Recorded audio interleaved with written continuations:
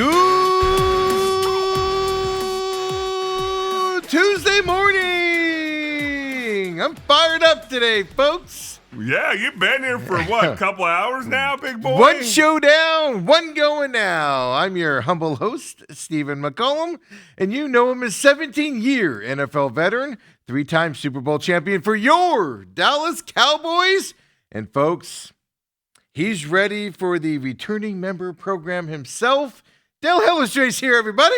Good morning, Stephen. How was the drive in a little bit earlier? I got here in like 30 minutes. Yeah. No problems. Dark as can be out there. No traffic. What's galore? Well, explain to our audience what's going on here. Well, on Tuesday, so McCollum Business is live at 11 o'clock like always. Monday, Wednesday, Thursday, Friday.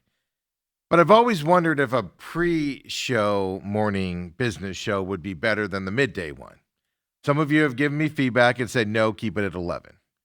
Some of you have said, yeah, morning one would be good. I can listen to it on my way into work. So today we started to Tuesdays only for who knows how long.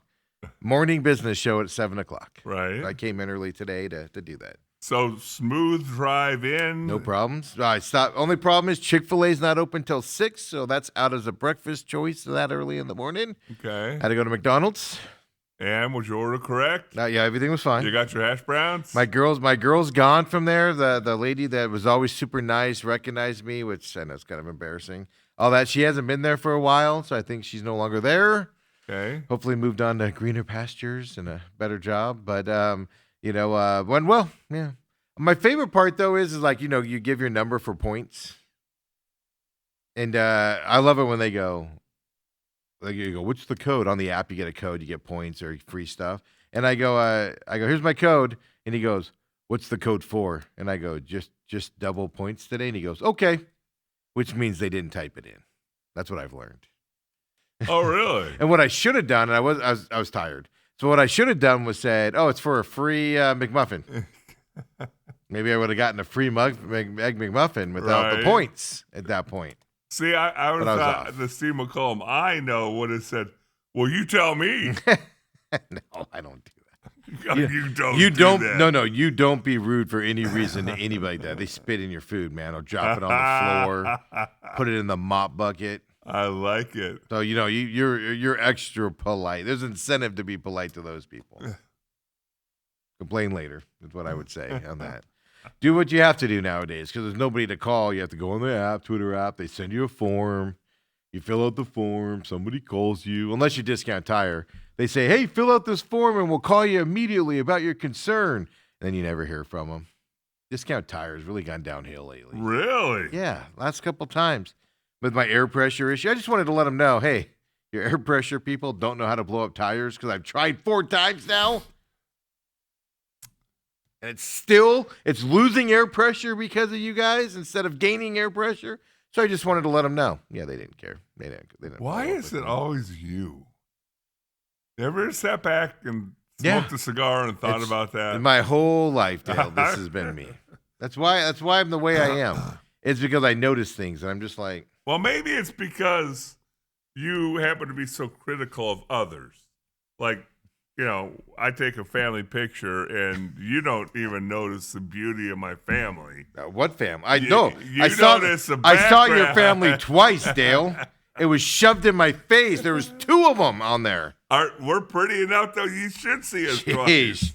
I'm like, holy crap. I have to see you guys twice in this picture? Wow. Talk about egos from the Hellestrae's. Look at this. Look at this. We're in here twice. We're in this picture twice.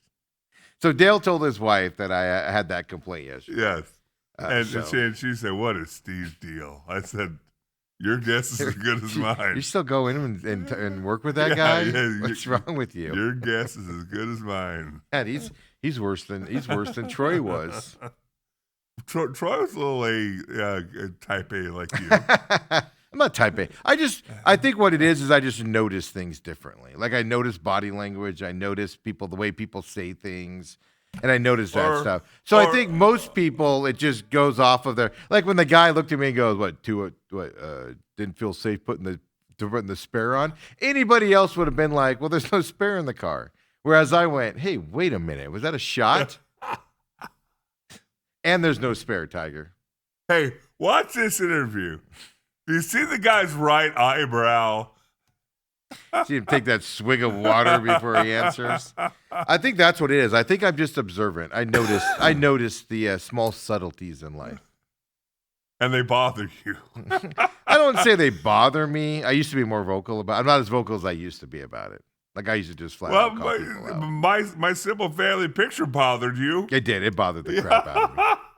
We should have gotten that picture so people can see what we're talking about.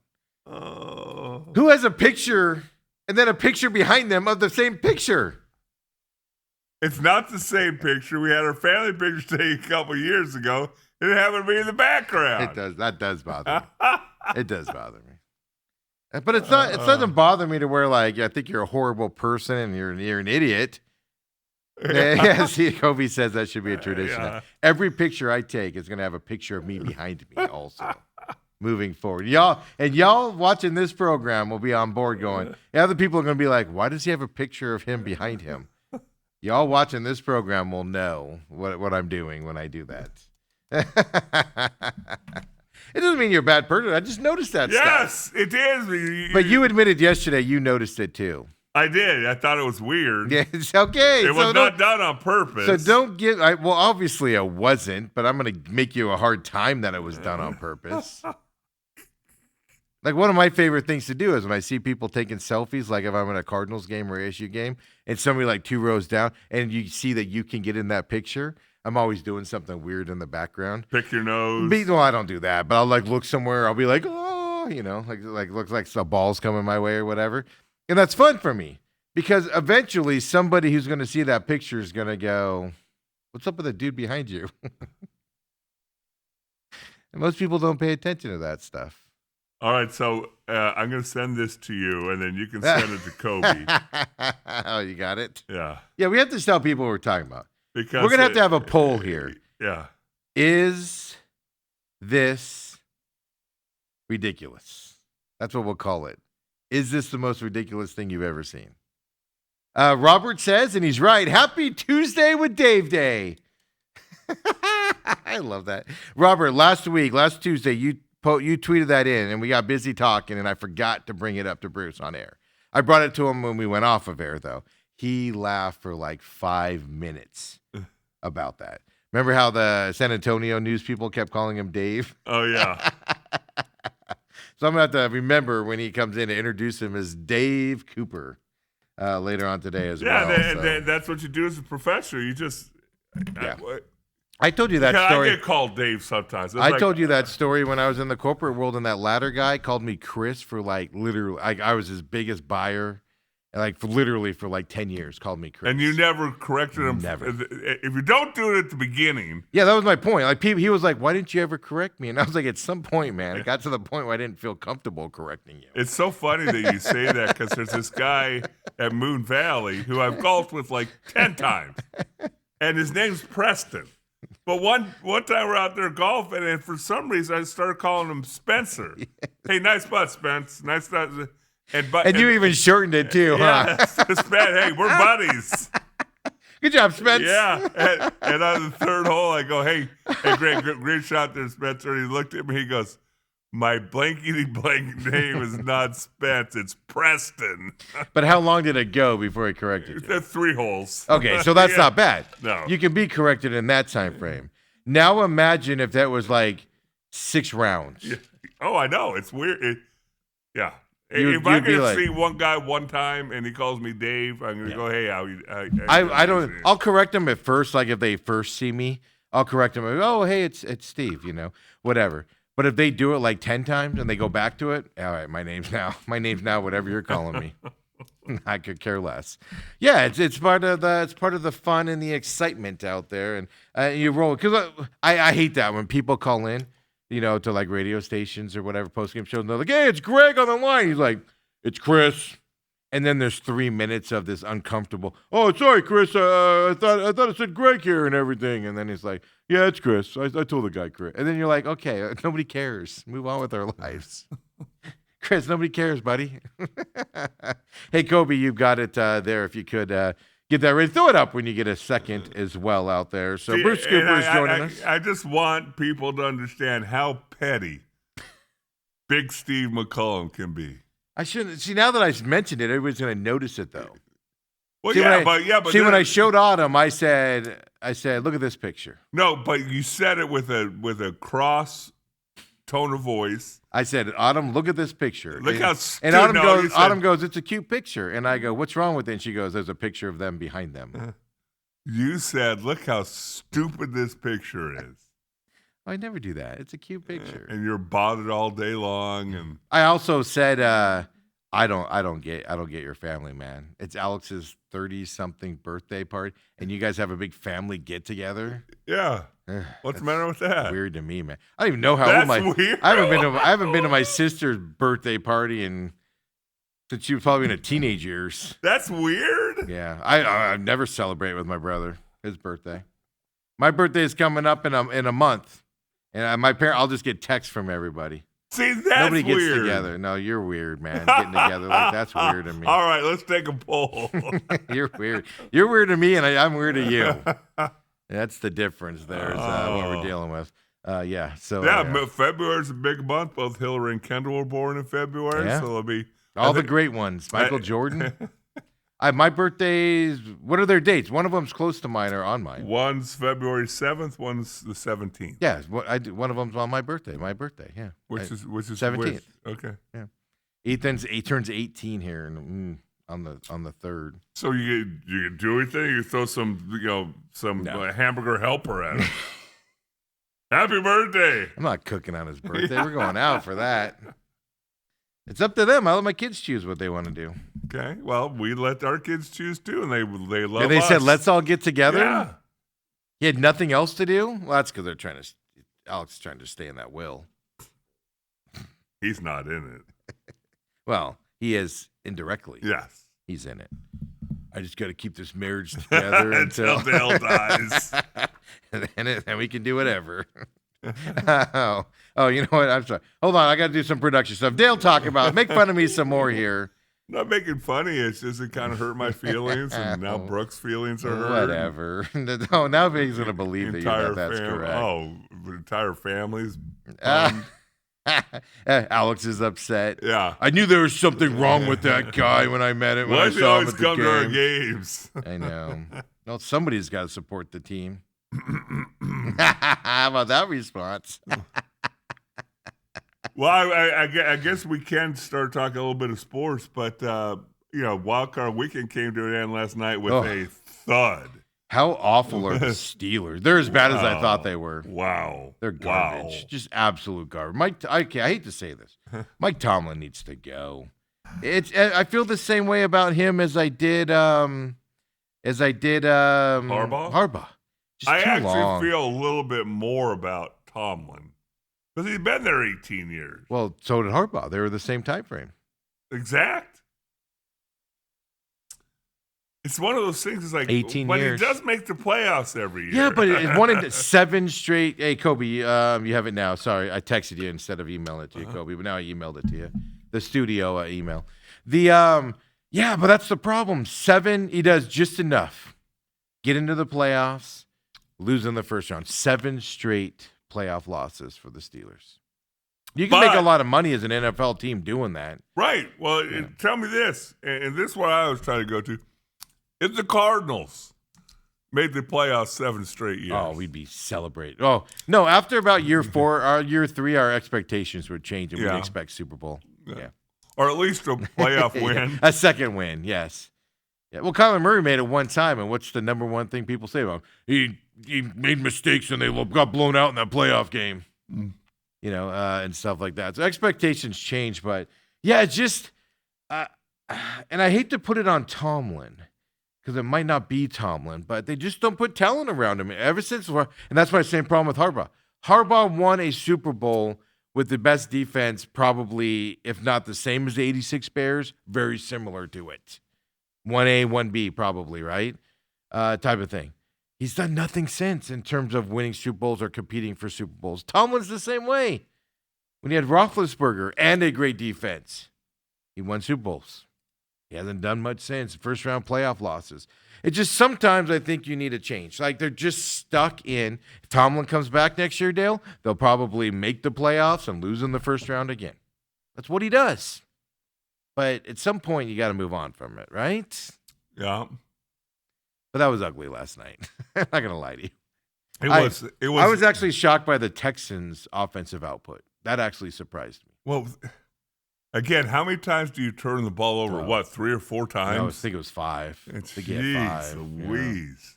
But anyway. It was a hard game to watch. You knew it had to come to an end after really a bunch of great games over the weekend. Yes, I know. Well, that Chargers one ended up being a dud as the game went on. And then last night, at no point, even when it was 10-3, I was like, or 7-3 at halftime or whatever. 7-6. Yeah, I was like, Steelers aren't winning this. Like you could just tell there was. But then you were like, Aaron Rodgers, can he do it? Yeah. Can Aaron Rodgers do it? Is that Aaron Rodgers' last ball game? I'll tell you this, he ain't going anywhere else. The Steelers have to bring him back if he's going to continue to play. It's a horrible way to go out.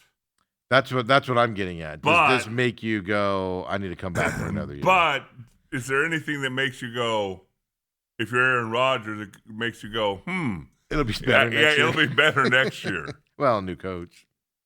What are the Steelers going to do for a quarterback? Trade for Kyler Murray. Well, that's possible. It depends who their head coach is going to be. Aaron Rodgers was 17 of 33 attempts, 146 yards, 4.42 average. Dink and dunk offense. Couldn't run, couldn't throw. Oh, man, that's the saddest. That's the saddest part. Hold on one second, Kobe. That's the saddest part of this. Is not only can you tell, those of us that have seen Aaron Rodgers play for him, not only can you tell he has zero speed anymore, right. Now the announcers are more than happy to point it out and laugh about it and giggle about it. That's the sad part. Well, the thing is, they couldn't run the ball. Yeah. They couldn't protect Aaron. Yeah. I mean, there were a couple times where I don't know if he hit his third step of his drop. He was kidding. And Will Anderson and company. That Texans defense, the Texans could go on a big run here just from the defensive side of things. Defense will kill you in the playoffs. Because Pittsburgh's defense hung in there for a while. Yeah, they were just tired. Yes, they're on the field for. I don't know. Mason Rudolph, 1 for 1, 2 yards. The future. He had 100% completion percentage. The future for him. Yeah, they had 63 rushing yards. The Steelers did for the whole game total, and Aaron Rodgers had 9 of them. It's miserable. It was brutal. But DK Metcalf, he is an integral part of that team. He only had 2 receptions, but 42 yards. That's the guy you got to shut down. MVS is just terrible. Why is that guy? How about Christian Kirk? Oh yeah, dominant. I actually had my notes to bring him up. Oh boy, if only. Well, no, I'm not going to give the Cardinals crap for losing him. No, Jacksonville overpaid him to go there. Yeah, Cardinals. I can understand not wanting to match that. So I don't want to hear any of this ex-Cardinal guy goes from us and be great. No, he's the same player he was before. It's just Jacksonville way overpaid him to go there. Yep. And the Cardinals didn't want to match. I'll never fault the team for Still doing that. Can't believe that guy's ranked ahead of me in the all-time world greatest athletes. Is he? Yeah. Well, will it ever change since you're done playing? No, all I can do is drop. 8 receptions, 144 yards, and a touchdown last night. Ooh. 8 on 9 targets. No. Yeah. Here's the thing I got. The Texans' offense is horrendous, folks. Horrendous. Did you see how open Christian Kirk was getting last night? Did you see how open other receivers were getting last night in the tight ends? And I just sit here and I go, man, the Cardinals, every time a Cardinals player caught a ball, they were tackled on the spot. We couldn't scheme anybody open. And the Texans go out there and look like that last night. What is happening? That's why they're a playoff team. Oh, I didn't even look because it ended up being 30-6, right? Boy. I got the under. I nailed the under last night. I lost 1 bet over the weekend. Well, I lost 2. But one of them I won a bet. I won that game, and then I lost the over-under. But I won the winner of the game. And then the other one was I had Chargers. I lost that one. Pretty bad. And then I was good. I won them all. No, you're sitting there 7-6 going into the fourth quarter. I was actually, I hit 44.5 was the under that I got. I took that like Monday, Tuesday because I was like, I don't care what the weather is. That's going to be a low-scoring affair. Well, I was over at John's house. I left at the end of the third quarter at 7-6. That had to be miserable. It takes me 20 minutes to get home. Well, it's still 7-6, Yeah. so they still have hope. Yeah, that's true. It takes me 15 minutes to get home, and it's 30-6. I'm like, what the hell happened? I turned it off once the Texans looked like they took control of it and everything. Throw it up really quick. Let's go back to it. Dale in the picture. This is what we're talking about with Dale's picture, folks. Yeah. Now tell me that's not a good-looking family. The only thing, well, here's what I'm critical about. Now that you want to get into this discussion. No, you should not be critical of somebody's celebration family No, photo. it's fantastic. You should have lined up in the same order as the picture behind you. That's what throws it off.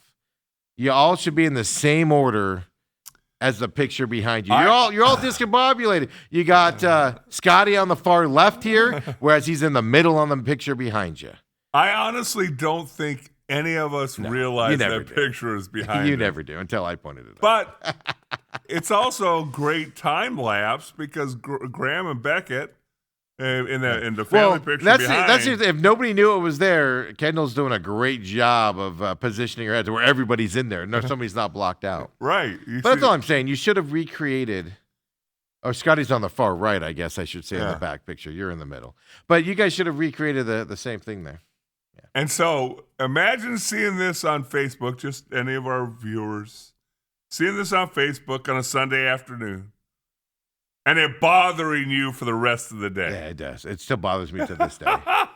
We're on Tuesday. I'm literally going to take this picture and Photoshop the picture behind there out of it. I'm going to have Dale wrestling a bull, taking the bull by the horns. Instead of going, wow, great family picture, No, I said it was a fantastic picture.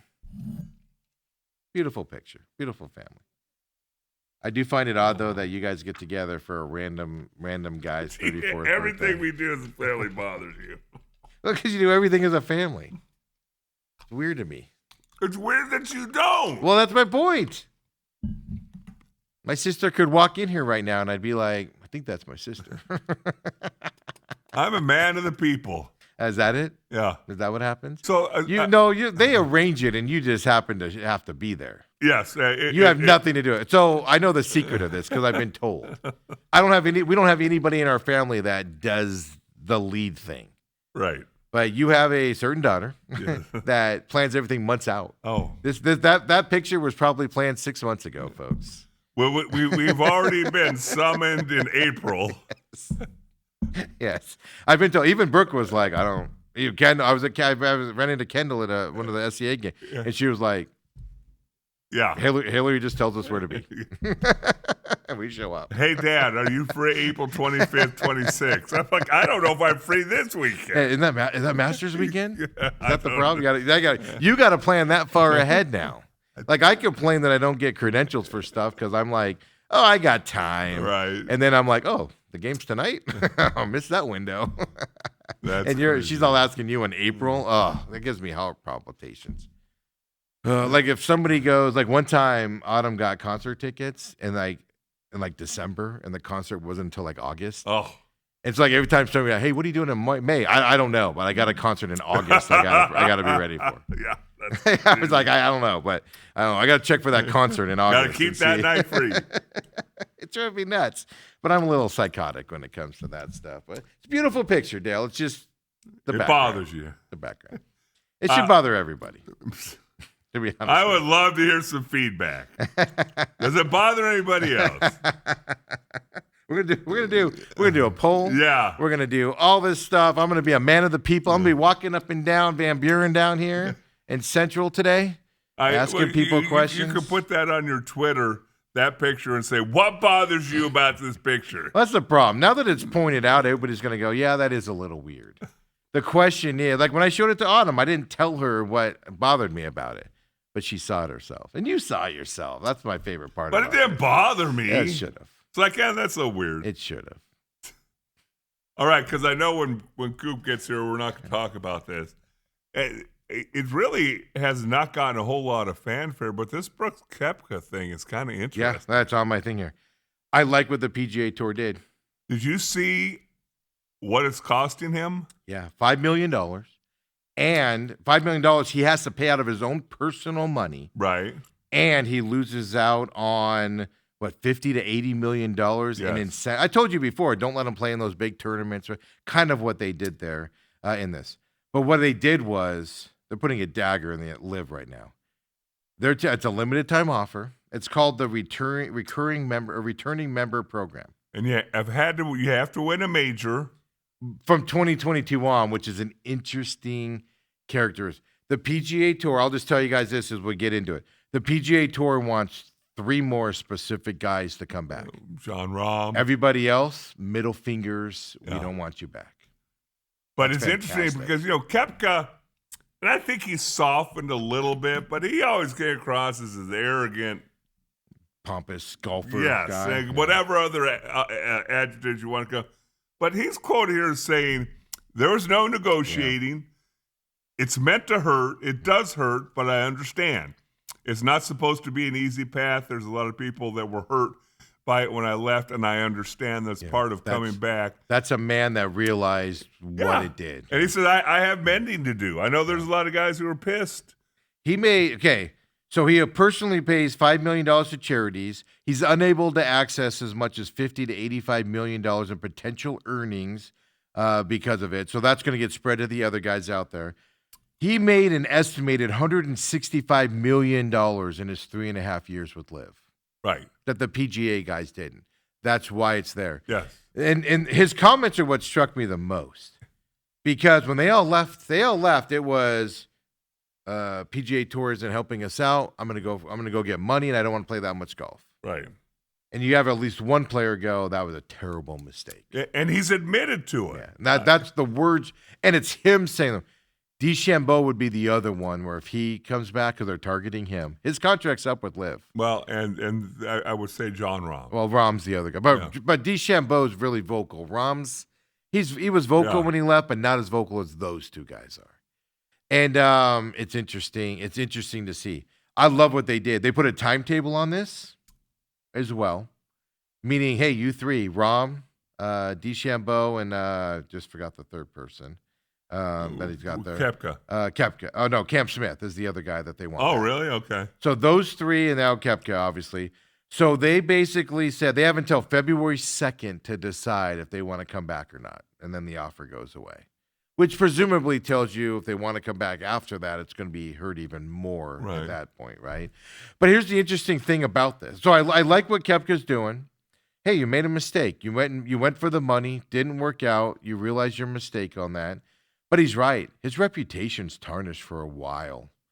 But will he get it back is the question. But what I love about at least what he's saying is the fact that he understands there's people that are mad at him. And he's looking for, he said, he's playing the Waste Management Open on top of it. Which, how do you think this crowd's going to be to him? It's interesting. Am I nervous? Yes. Am I excited? Yes. In a weird way, I want to have those conversations with these players. So I understand there's guys that are pissed, and I'm going to have to talk, and I have to repair relations. That's not the Brooks Koepka of 5 years ago. No. 5 years ago, Brooks Koepka would have given. But that is the Brooks Koepka that wants to continue to play golf and do it at a high level. Yeah. So he has to say that stuff at the same time. Could you imagine if he wasn't saying that stuff? Like, I deserve to come back. This is ridiculous and stupid. I should have stayed with Liv. Yeah. So here's the interesting caveat here that I also like. It's limited to players who have been away for at least 2 years and who won the TPC, the Players Championship, the Masters, PGA Championship, U.S. Open, or the Open Championship between 2022 and 2025. You have to be gone at least 2 years. And that's interesting enough. Who makes that eligible to come back, Dale? The guys we already mentioned are eligible to come back. Yeah. Patrick Reed, Zach Johnson, Phil Mickelson. Unable to come back under those terms. Right. Doesn't mean necessarily they can't come back. It just means they would have to do some more and stuff. But I'll just tell you right now, judging by where this is going, they want the 4 big guys back that play high-level golf still. And they don't care about anybody else. You guys made this decision. You made a ton of money. Good luck to you. We're going to move on without you. And I would argue the PGA Tour doesn't even need Rahm and DeChambeau and those guys to come back. So what's interesting is because DeChambeau's contract is up with Liv, Does he go to Live and go, I want $500 million in my pocket today to stay? What's Live going to do? They're going to have to pay it if they want to keep him. Otherwise, he's gone. This is the PGA Tour makes it hurt. This is what I like about it. The PGA Tour makes it hurt, but they're also making it to where inviting for these guys to come back. They didn't close the door on them, which is what I like. Right. And I think it's a smart move. And if those three guys leave Live, that's the death nail to Live. It's interesting because they do talk about him coming back. He's going to play in Torrey Pines, his first tournament, and then second tournament will be out here. And they asked him about the Saturday afternoon at the 16th hole. That's assuming he makes the cut, I guess. And he said, I can handle it. I enjoy the crowd, and hopefully everybody's happy to see me. They can't be mad at me forever. Well, that's the thing. If he plays it right, it'll take a year or two, but some people will still hate him. But majority of the people will, especially if he wins. A lot of people would be like, oh, welcome back, buddy. It's going to take a little bit, though. America is very forgiving to its sports people if they're contrite, if they're apologetic, if they're humble. Yes, take the lumps and move on. And he said he knows it's going to happen. He's willing to do it. And I mean, I'm just more shocked that he earned $165 million over 3.5. I get why they left. PGA Tour has to understand why they left. The difference is a lot of big guys didn't leave for that money. And I'm one of those guys that doesn't think Live was bad for the PGA Tour. Live's going to go away. They're going to pull the money from that. That's why the Live wanted to merge with the PGA Tour and take over the money side of it. Live's going to go away. The PIF pulls their money from places after many years of losses. They did it with F1. They did it with some other sports leagues and stuff like that. So you just had to kind of like wait it out. The question was, would the PGA Tour be able to wait them out because they were having financial problems and stuff like that also. But this is fantastic. I like what they did. The PGA Tour is going to become itself again. Let's put it that way. Yeah. What I would have done is I would have made him play in all those crappy tournaments that no big guys play in. Not the crappy. The ones around the majors where everybody takes time off. I shouldn't say crappy. That's not fair. They should have made him play the lower level. Yeah. You have to play. You have to play in the the week after the Masters when everybody else is all taking it off. You have to go play in that one. Help out those guys and that sponsorship there. I would like to have seen that a little bit. Would you, if you're him, would you play in the Waste Management Open? I wonder if he was told he has to. I would not. Not this year. I mean, if I had my choice, I probably not this year. Boy, that's hard. There's going to be some people who don't give two most of that crowd's not. But there's an element, 16th, those college kids that do all the research and other things. It just, I don't know if I'd go through that right off the bat. If that was later in the year, no problem. Like May, June, not a problem. But your second tournament back, taking those lumps, I don't know. I have a feeling he was told he's got to come back for those. Well, I was one of the guys that was very against the whole Live thing and guys yes, you were. Going over. But Brooks Koepka, probably the most egotistical one of the bunch. Him and DeChambeau are kind of rivaled each other. Yeah, but I think Brooks was even worse. Yeah, I would agree with you, but they were pretty dang close. But DeChambeau's repaired his image a little bit, and Brooks to come back and say, hey, it's a substantial penalty. I don't blame him. I'm willing to do it. It's a penalty, but it ain't gonna hurt him. Yeah, he made so much money. He got $150 million. It ain't gonna hurt him. It's gonna hurt him for a year or two, and then he's gonna be back to normal again. He's fine. You think he's got to sell some stock?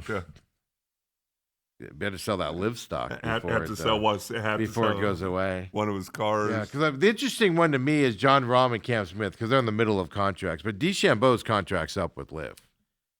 So he can just walk away from Live, no problem. The question is, but now you have, like, Koepka was the one to come back.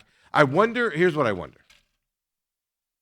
I wonder if when Koepka was like, guys, I'm not doing this Live thing anymore. And you would probably go talk to Rahm, DeChambeau, and Cam Smith because they're your equals on the Live Tour. And you go to them and go, guys, it's not working out here. I want to go back to the PGA Tour. Right. And they go, ooh, they're not going to accept you back or whatever. So Koepka was the guy that kind of paved that path now. Now you know what it takes to come back. He was And a guinea pig. So today, Rahm wakes up and all that uncertainty is gone. And Rahm wakes up and goes, so it's $5 million. It's the forfeiture of all this extra money that you can win on the tour for I think it's 2 years, whatever it is. But there's no other penalties? Okay. That I can do that. And I've got a month to decide or 3 weeks to decide. Yeah, February 2nd. So I think, well then, do they have to work out a deal with Liv? I don't know what their cancellation deal is on that side, right? But if your contract is up, Well, DeChambeau's is, but the other two Yeah. guys, I don't know their stuff. Because I know DeChambeau's negotiating with Liz. I don't know when it expires, but I know it's up because he's negotiating to stay with them or what he wants to do. But this takes a lot of unknowns out there. So was Koepka the one that was like, guys, I'm going to go do this? Let's see what they say and what they do. And they were all like, yeah, go do it. We'll support you 100% and take kind of our unknowns away on that side. So I think it's really good. I like what they've done. Now go steal those other guys back because the PGA Tour is better with Jon Rahm, DeChambeau, and Cam Smith. no doubt about it. Now, is it bad to the point where you don't? I haven't not watched the tournament because those guys are in it. Right. I can also tell you this. None of y'all have watched. It's funny. I was watching Live before those guys really went over there. After those guys all got there, I kind of didn't watch it as much because it became unwatchable. I've never not watched the tournament, but I can tell you that none of you have tuned into Live because those guys are on it. It's the Live's going to go away and go to the Europe side. They're already doing more European tournaments than U.S. tournaments now, and so it's bigger in those categories than it is over here. And part of that is because the DP World Tour isn't that great either. So Live, you can at least go see the stars and that type of stuff and everything. So I like it. I like what they did, and I also like how they're targeting specific. Doesn't mean Zach Johnson can't come back to the PGA Tour. It just means that program's not available to him. So it's going to hurt him for more. But that also tells me Patrick Reed, Johnson, and Mickelson, yeah, they don't want you back. They're sending a clear message. We don't want you back. Right. Now, everybody else on that tour, we don't want you here. So don't even bother. Don't waste our time. Hey, other news out there that's obscured before we take our break here. The NASCAR made a big decision yesterday. Okay. So much so, they're going back to their old format, the playoff format. Playoff format. They're going back to the Chase, Dale. How excited are you for this? Well, if you explain it to me, I know. maybe I'll You're like, remember. I've never heard of it before. Yeah. So NASCAR several years ago went to a playoff format. 3 races. You got eliminated. You eliminated 4 drivers each race. And you got basically like all the other sports. The best driver doesn't necessarily win the championship. Like the NCAA tournament. The best team doesn't always win the NCAA Well, tournament. it's interesting because that's kind of the same thing that happened in golf when you have the Tour Championship. Yes. You know, not necessarily the guy who had the greatest year. It's who was hot at the right time. Yeah. You know, you can have a bad couple races, but you can still win the whole thing. Right. Type of a deal. I actually like the NASCAR format that they have because then they also did this thing where if you won a regular season race, you were automatically qualified for the playoffs. Okay. So, you would get a lot of guys that weren't good enough to be in the playoffs, but they'd win some obscure race in like April, and then they qualify and then they get eliminated in the first round, right? So I like that type of a format, but I was in the minority, and I realized I was in the minority onto it. They went back to the old format, not the Chase format. If you're familiar with NASCAR but you're not into it, the old Jimmy Johnson days where Jimmy Johnson was winning championships every year and stuff like that, they're going back to that format. 10 races, and the Cup size, 10 races on the O'Reilly side, which is the next tier down now. It's O'Reilly Auto Parts Series this year instead of Xfinity. They're 9 races. The Truck Series, I think, was 7, if I remember right. But what it is 16 drivers. You have to qualify. No automatic in. You have to be a top 16th ranked driver to get in. There's none of this winning you're in type of stuff, which I do like. So 16 there. 10 races. The one who has – you have to basically be consistent for 10 races. The one with the most points wins the championship. So it changes the format back to what was success. The only problem I have with it was if you think back to that format back then, everybody complained that Jimmy Johnson was winning every year. Because Jimmy Johnson was winning every year. He had the most consistent team once they got into the playoffs. And then people were like, oh, only one guy can win this and blah, blah, blah. And that's why they kind of changed it. So you have the potential of those dynasty winners now, which you don't really have with the previous playoff format. So that's my one complaint about it. But other than that, we'll see what happens. But it is nostalgic to go back, and we'll see, who can go 10 races. I can tell you this. The good teams that make the playoffs are going to be the teams that are competing for the. And the other side of it is, you always went into the Phoenix race, the championship race. This year it's at Miami Homestead, and you didn't know who was going to win it. It was 4 guys had a race for the win. Now there's a potential when they go to Miami, you know who the winner is. Oh, all he's got to do is finish. All he's got to do is do 10 laps. 10 laps in position 12 or above, and he'll win the championship. That's anticlimactic to me. But it's what NASCAR fans want. It's NASCAR fans perceive their sport is. NASCAR is considered a different sport than all the other sports are out there. And that's what the fans want, so that's what they get. So hopefully the fans are happy. I don't care either way. I'm involved either way. I enjoy it either way. But kind of sad to see the old format go. And I realize I'm in the minority there. I do realize that, but it'll be fun. We'll see. It'll be fun, Dale. I promise. I'm glad to see that you're taking a positive spin on it. It'll be fun. I'm trying to convince myself it'll be fun.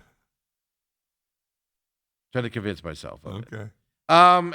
You're going to run into dynasty winners again, and I don't like that. I don't like that at all. You don't like to hate somebody? I don't mind like what the Chiefs have done the last years. I don't hate that because they didn't win all the time. Like you guys won 3 out of 4 years. Right. People hated us. Yeah, but it's time to move on from the Cowboys at that point. It's not. The Patriots. They lost in years, so it wasn't like every year they were in your face, right? Right. So you do need some new blood in there. Like I'm loving this year with these new teams that are in this NFL playoffs. I'm loving this. And not just new teams, but teams that are revitalized. So yeah, the Seahawks, Rams are still in it, 49ers. They're all blue bloods in the playoffs. I mean, 49ers have won 40 playoff games. But it's like a new version of that. Right. It's not like they've been winning for 10 years and now they're still here. Type of deal. People get tired of winning. People get tired of it. And then people got tired of Jimmy Johnson winning all the time back in the day as well. So it'll be interesting. The race car Jimmy Johnson. Race car Jimmy Johnson. I know. Yeah, got to be clarified with this guy here. And that Jimmy Johnson winning all the time. So it'll be fun. So some changes happening out there. Of course, Bruce Cooper's coming up as well. Let's take our break here real quick. Come on back. Go to the top of the hour before Bruce joins us. Here today, local legend Dave Cooper joining us today. Wow. Went to a high school basketball game last night, Dale. Let's talk a little bit about that. You get reacquainted with your buddy? Yeah, I did. I saw my buddy there, my favorite AD in all planet. If you're just so miserable at life, why are you working around kids? And then the Mesa High situation. Talk about that. Come on back. Main event.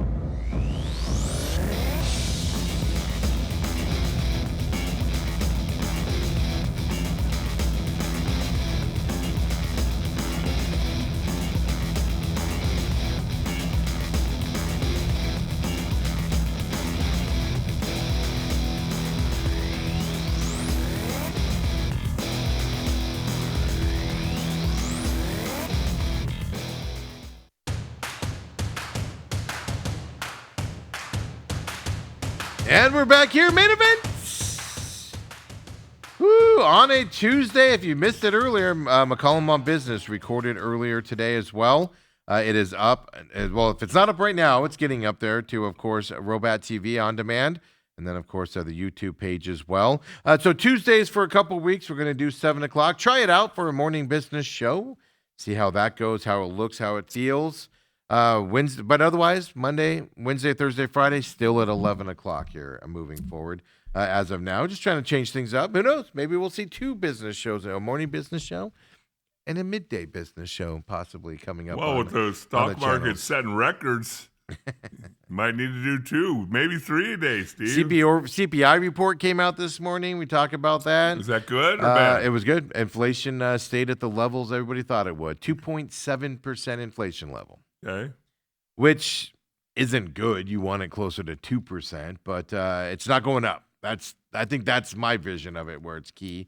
It's also not going down, but it's not going up is the bigger side of it there. So McCollum on Business for Tuesday is available for you out there as well. But last night I went to the Desert Ridge High School boys basketball game, varsity basketball game. Okay. And you have a little history over there. Well, I have a lot of history around Desert Ridge. I don't have, my bonus child goes to that school. Otherwise, I have no. But you observe some things over there. Yeah, it's like anywhere else I go. I just sit back, I observe, I pay attention. I don't know any of the basketball kids. I don't know any of the basketball parents. I don't know anything like that. I don't get involved in that. But I observe some things there. And it's just support. If you're an athletic director out there, just support all your programs. That's all I'm going to say. It bothers me how he's all involved in the basketball game, standing on the corner. This is the athletic director that yelled at the palm cheer for cheering on the game and right. when they shouldn't have been and whatever. Somebody was showing some enthusiasm for a team that lost all games last year and they got blown out by 60 points. And he wanted to show. Who does he think he is? Tori Lavello? When somebody shows some emotion on the field, that's not the way we do things around here. Yeah, it was like that, right? So I went public with it. District. I know that I'm not going to get into the details, but people got involved and all this other stuff that sometimes I forget people pay attention to this program, and sometimes my hyperbole goes a little too far. I understand that, and it goes out there, but there's a lot of stuff going around about that and everything. Then I find out that other sports are having problems with them and things like that. That's public knowledge. So I'm not putting anything out there that I've known since. I've had conversations with people there and stuff like that. But he's just all into the basketball game. The guy never smiles. It's fine. It's your personality. I get accused of having resting RBF too sometimes and things like that. I get it. But the thing that bothers me is just grumpy on the sideline. But he made it known that he's the man to be. Some kids were messing around, and he was all like, hand gesturing with his mean look on his face. Like, if they do this again, get him out of here. And you could see all the grumpiness on him and whatever. And the kids listened to him and moved away and all that stuff and everything. But then halftime comes, and he cheers the basketball team off. If you don't know, Palm and Cheer are all part of AIA. They have to go through the same AIA stuff that basketball players, baseball players, softball players all go through. They're not separate from it. But you got to support him too, right? He walks off at halftime. They go out there to dance. He goes off and gets water. Doesn't come back until they're done dancing. And he goes right back to the end and pays attention to the basketball team. That stuff just bothers me, man. Support everybody on your campus. That would be smart to do if you're the AD. And I don't get it. I just don't get it. And then it's just his mean look on his face all the time. And maybe it's just his personality. I'm sure he's a nice guy. I've never talked to him. It bothers me the wrong way. So I'm in the crowd going, way to support your Palm team. The crowd kept telling me to shut up around me. Shut up. It just bothers me, man. Let's go. Leadership, people. That's what I'm talking about. Let's do some leadership out there. Let's support people out there. Let's show we support everybody out there. Look, I don't need to be there. But I'm there supporting your basketball program where I'm waiting for the thing I'm there to be there for to happen. I'm supporting the team. I'm cheering the basketball team on. I don't know any of those kids from anybody in the land. I don't even know any of their names. I don't know any of their parents. And I'm there supporting it. I ain't getting paid to be there. You could do it as an athletic director as well. And I'm using him as the example. Other athletic directors are the same way. A lot of them seem to be a little curmudgeon out there. SEA's got a good one. He's a good one, man. He's personable. He walks up to me and acts like I'm part of the coaching staff. Like, I don't even know if he doesn't know that I am. Is that type of fun guy and stuff like that. So it's just an interesting dynamic. But then why I'm there also, I'm following this Mesa High story. We talked about it before. Fight happens after a soccer game a year ago. Oh, Now, I didn't realize this it was a a year year ago. ago. Okay, Yeah. I did not realize Yeah, that. it was a while ago. Okay. But the reason why it broke now is charges have been filed by Mesa Police Department, at least against the athletic director. The principal, I think it's still murky if he has charges against him. But Mesa Public Schools put them both on administrative leave. They broke the cardinal rule, according to the district and the police department, that they didn't report an incident with a gun in a fight. They didn't report it to where they need to report it. I can tell you this with my experience. If a kid in a high school today simply says they have a vape on them, that kid automatically gets searched now. There's no questioning it, looking into anything. They do that stuff. And the amount of people, look, all intents and purposes, the principal and the AD, athletic director at Mesa, are really good guys. I have no reason to dispute that. I have heard from many of people, and then the public postings of other people that I don't know, saying how great of guys these are. Okay. I'm not saying they're bad people. I'm not saying that stuff. But when a gun's involved, I don't care. You report it. If a knife's involved, you report it. I would think All so. you do is you make the phone call, police show up, they do their investigation, and then it's out of your hands. Yes. But for the safety of the school, you have to report it. And the lawyer for these guys, they got administrative leave is what they're put on. They're not being invited back. Their contract's not being renewed. Their contract expires in June of this year. But they're not being removed. They're not being terminated. Their contract's not going to renew, and they stay on administrative leave. I asked the questions last night. I was like, do they still get paid, or is their pay gone? I haven't seen that answer yet. I haven't been answered that yet. But the amount of people, keep in mind, a gun may or may not have been there, but the kid that got beat up in a fight said there was a gun. Other witnesses said there was a gun brandished. They described the gun as extended magazine. There's a security guard there that was involved in this as well. And all of that. And you don't call the police, and that's it. And supposedly he left campus. So they were like, oh, he left campus, so we're good. If you know anything about Mesa High School, it's not in the best of neighborhoods right now either, on top of it. I don't know if they have metal detectors to go into school, but I'm assuming they do for a lot of reasons. How do you not make a phone call, Dale? And I'm not saying they're bad people. It's just make the phone call. Maybe they made a simple mistake, or maybe they made a judgment mistake here. But for the safety of the school, I was reading stuff yesterday where kids at the school are going out onto social media going, I'm glad they're not coming back. I feel unsafe at this school. I feel like if a kid brings a gun to school, I feel like they're not going to protect me. I was watching actual high school kids post this stuff yesterday. That's why you have to move on from them at that point, whether it was a judgment call or not. When you're in those positions, Even teachers. Teachers, administrators, you're mandatory coaches, you're mandatory reporters. Yeah. And it's not for you to decide, I don't think it was that serious, or, in my mind, I think it's that serious.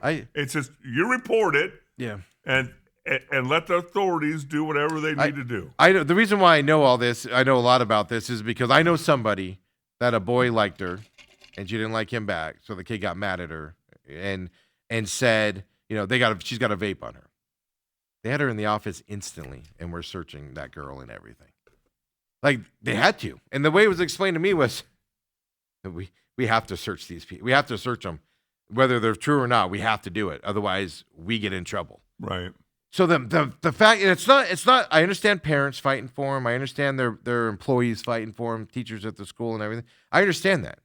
For all accounts, they're really good guys. They might have just made a mistake. But I can also understand why Mesa Public Schools is like, we can't have that here. Right. But then how do you justify that if the Mesa Police Department has charges against you on top of it? The amount of media that have jumped on this and basically excuse this because they're good guys, to me, is alarming. It goes to the leadership thing. What are we turning our heads to all the time here? Why are we doing this leadership thing where we're not paying attention to stuff happening, protecting kids out there, and doing what we're supposed to do, showing the kids we have their backs?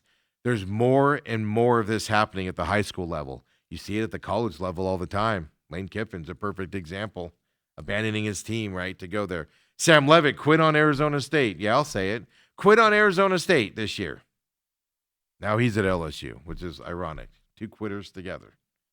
Well, and you're seeing it at that level, and now you're seeing it at the high school level. And obviously, when you're talking about two completely different things. Well, yes, no, but I'm just talking about the leadership and the teaching. You're in an atmosphere of teaching people and growing them up. I guarantee you, every time Lane Kiffin goes to a room, I know they're two separate things, but what I'm talking about is the leadership side of it.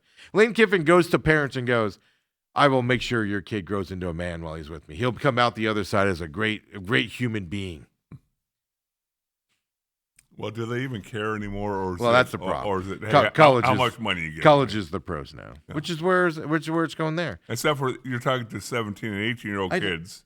Yes. Well, yeah, high school's a different story. It's a tough situation. There is a lot of unknowns out there, so you got to be wary on this. But because there's so many unknowns, the amount of media people around high school football and high school sports just defending these guys left and right when they have charges against them for not reporting. Now, they have a legal side to it. I saw their lawyer's remarks last night. Their lawyer was saying, well, they reported it per the law at the time. Now, the mandatory reporting laws have changed and updated recently. But to me, I can understand a school district going, they're not being fired. They can go get another job. Now, right. There's a stigma on them. Will they be able to is another question. But when a gun's involved, man, you make the call regardless of the situation. Yeah, that's not a, you know what? I think you talked back to a teacher. The teacher said you did, and somebody else said you didn't. It's not one kid threw a fist, threw a slap in class, and got suspended. Okay, you didn't report that. Okay. This is a kid got beat up in the parking lot in a gun, and you went. And reportedly, the security guy said the athletic director, he went to report it, and the athletic director said, don't report it. Well, then. You got to, these kids have to be safe at school. These kids have to feel confident at school, athletes, non-athletes. And I can understand Mesa Public Schools in this environment saying, hey, you guys are great guys, but we got to move on from you. We can't have you here. If you're gonna overlook a possible gun in the situation, and then like I said, it's one thing to say he said, she said. Do they do the right thing? Do they not? Then you got charges against at least the athletic director. I've read the principal has them too for mandatory reporting, but doesn't that step it up to another level? Like, all right, there's something behind this if they put charges on them. Yep. And I'm just shocked, and it's just I'm disappointed in some of the media members out there. I get it if you like them. I don't want to see them lose their job over something that they made a mistake on. Let's fix it and move on. But there's some things you have to protect kids on here. And I guess I'm disappointed in the level that some media people are taking just because they're good guys. Nobody's disputing. They're not disputing that there's a gun there. They're not disputing. What they're disputing is, well, we followed the laws at the time. But what happened to doing the right thing, regardless of what the law says? Oh, the law at that time, you're claiming, says I didn't have to call the police. I could just tell the school resource officer. Okay. Why not take that extra step when a gun's involved?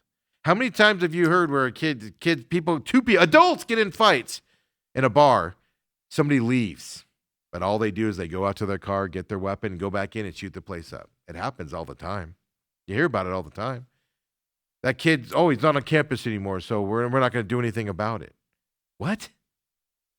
No, you make the call, and then you let the authorities take care of it, and make sure it's safe for everybody. Yeah, I don't get it. It just drives me nuts. But it goes to my whole leadership thing. And I'm not saying Mesa Public Schools is making, there's still some ambiguity into this. But I can understand them saying, those contract laws, I can understand them saying, hey, we can't have you here anymore. So we're not going to renew your contract. I can understand that. But why the uproar of doing that? And like I said, my hard thing was that I saw actual students of Mesa High yesterday say how they're scared to go to school because of that incident, because they don't feel like they'll be protected and stuff like that. Right. And that's where you go, oh, all right. Leadership, folks, and it goes to athletic directors in the Mesa situation, goes to athletic directors at other schools. Support your programs and your Protect your teams kids. and protect them and make them be better human beings. It's not difficult. That is your role in those positions, people. Dale, let's wrap this up and get Dave Cooper in here. The world famous. The world famous Dave Cooper. Bruce, the Dave Cooper is what we're calling him moving forward. Come on back, folks. Second hour coming up next.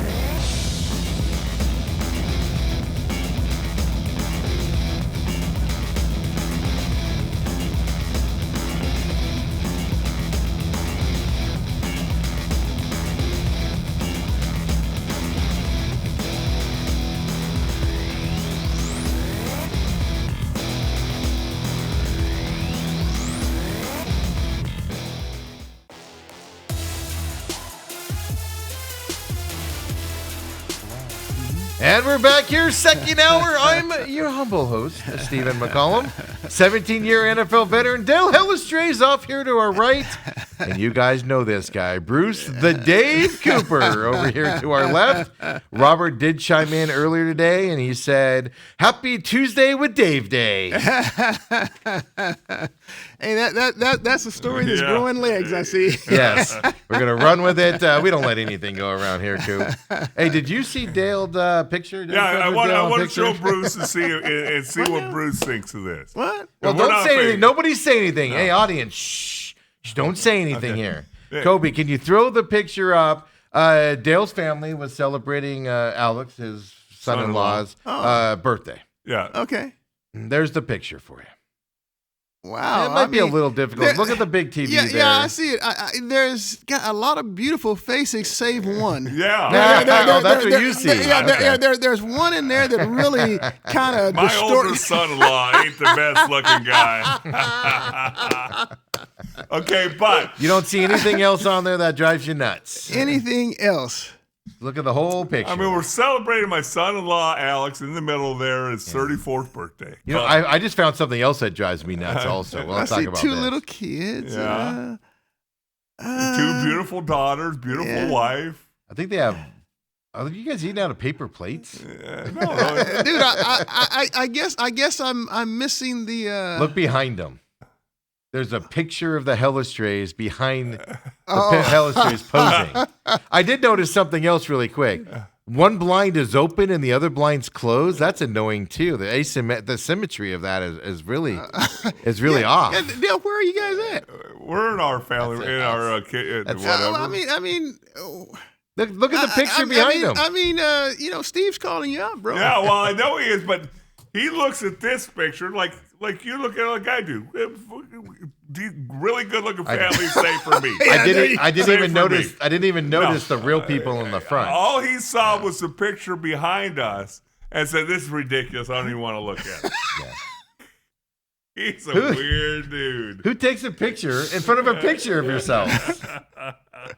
And then I also said today, I said you should have lined up like the picture behind you guys. We didn't even know the picture was there. But now the blinds, one being open and one being closed, is kind Well, of the annoying one as on the well. left is a sliding glass door. Oh, is that what that? Arcadia Okay, door. so that's Yeah. different. It just looked like a window. Yeah. Okay, that's different. Jeez, Okay, I'll forgive that. I'll Hey, forgive that. it's kind of like his Jonathan Gannon thing. Hey, look at his right eyebrow, the way it's twitching. Yeah. All right. No, I have a sickness. I have a sickness. You do. But yeah. So every picture I take now, I'm gonna have a picture of me behind it. Everything I do now, moving forward. So yeah, I don't know. That's been on my mind the last couple of days. Goodness gracious. Dale goes home and tells Brooke how sick I am in the head. So Not a very I'm nice being guy. ostracized from the family now, Bruce. It's embarrassing. What's happening, man? What's new for the last week? Well, I tell you what, I was watching some great NFL wildcard football. I mean, the fourth quarters have been outstanding, save the Patriots and, of course, last night's game. Yeah. And you know what? I don't know what's up with Aaron Rodgers these days. He's I mean, old. seriously, I used to argue that he was the greatest quarterback of all time, just from a Really? talent standpoint. So people would argue and talk about Tom Brady. I said, no, Tom Brady is the most accomplished, Right. but the most talented by far is Aaron Rodgers. And so we agree used to with get into these debates about that. Yeah. But I'm telling you, man, I probably watched 4 Steelers games this year with Aaron Rodgers. Every time he's throwing his hands up, he's complaining, he's on the bench, he's bitching about something. I'm He's like, always dude, done that, Coop. I don't remember that He's in always Green done it. Bay. Not mean, as much. Not I as don't. much. I don't remember that in Green Bay. I mean, it's At the end of McCarthy, he was definitely doing it's it. just annoying. I wouldn't want to play with him. No, you Well- again. And I don't know what it is. I thought maybe that the Cardinals offensive coordinator went up and started calling plays in Pittsburgh. Well, Hetzing had already got a job in Pittsburgh. Yeah. Well, I've always said about Aaron Rodgers is he's the greatest talent to come out in our generation. He's the greatest talent. oh, so but you're saying that as well, then? But what I say is Aaron Rodgers, though, Green Bay should have won More 3 than or one. 4 more Yeah, Super Bowls. I agree with you. They did not win Super Bowls because of Aaron Rodgers. Yeah. So he's got the most talent, but that talent and his attitude Yeah, actually kept Green Bay from winning more Super Bowls. I mean, and stuff like that. clearly, you know, he's digressed.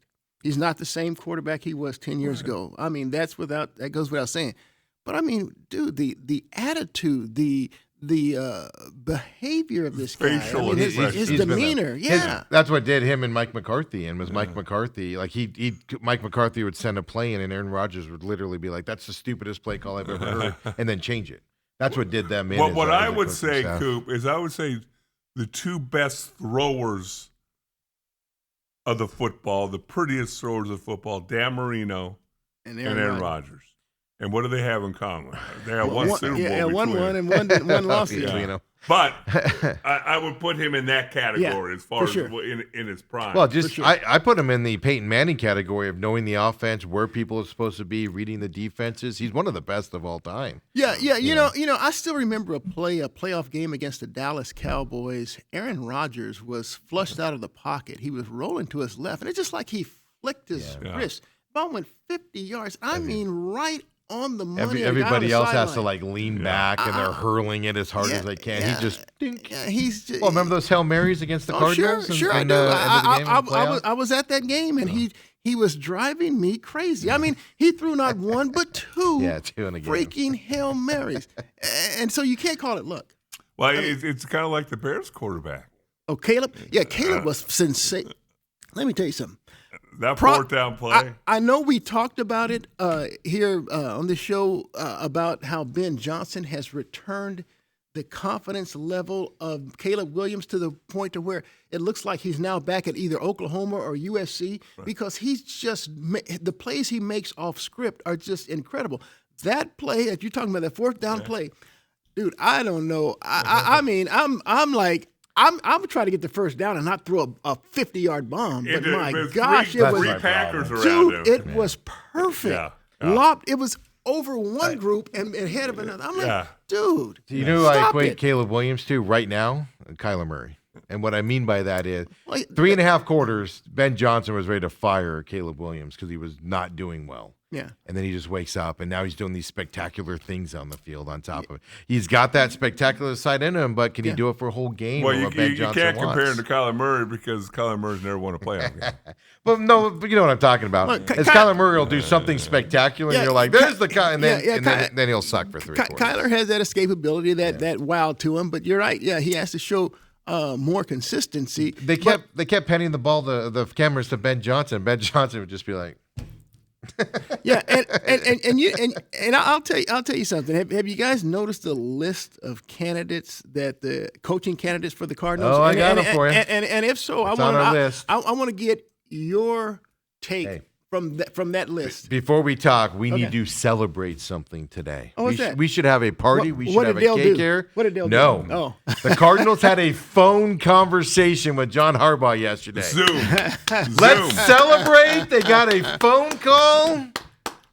Cardinals going for it all there with that phone call with John Harbaugh yesterday. Well, The fact that they announced that all excitingly was kind of sad. yeah, I'll say this much. You know, the Phoenix Suns tried a couple veterans, Vogel, Yeah. Budenholzer, before going young with Ott, and Ott has really changed the culture. Mm-hmm. Now the Cardinals have been going young, or just inexperienced first time coach since including Bruce Arians, who had the experience at least. Right. So I'm anxious to see, and we don't know if Mike Tomlin's going to come available, but when you talk about setting a culture, coaching coaches, and empowering those coaches to develop the players, that's important. That's important. That's what I feel that has really been missing with this Jonathan Gannon staff, because too many times we've heard him say, "Oh, I'm pleased with that call. I'd have made the same call." No, I know no. what they're doing, and I support it. And so John Harbaugh to me is a guy that, and even Mike Tomlin to that same point, they're going to coach up their coaches, and those coaches now are going to empower and develop the players. And if Tomlin or Harbaugh doesn't like what's being disseminated with those coaches, they let them know, or they'll make changes. I disagree with that 100%. You do. One of the reasons Harbaugh's out of a job is he didn't want to get rid of his offensive coordinator, well, who struggled the last several years, by the way. And he's been with them a long time. Monken. Yeah. I don't know how long he's been with him. I don't. I'll say this.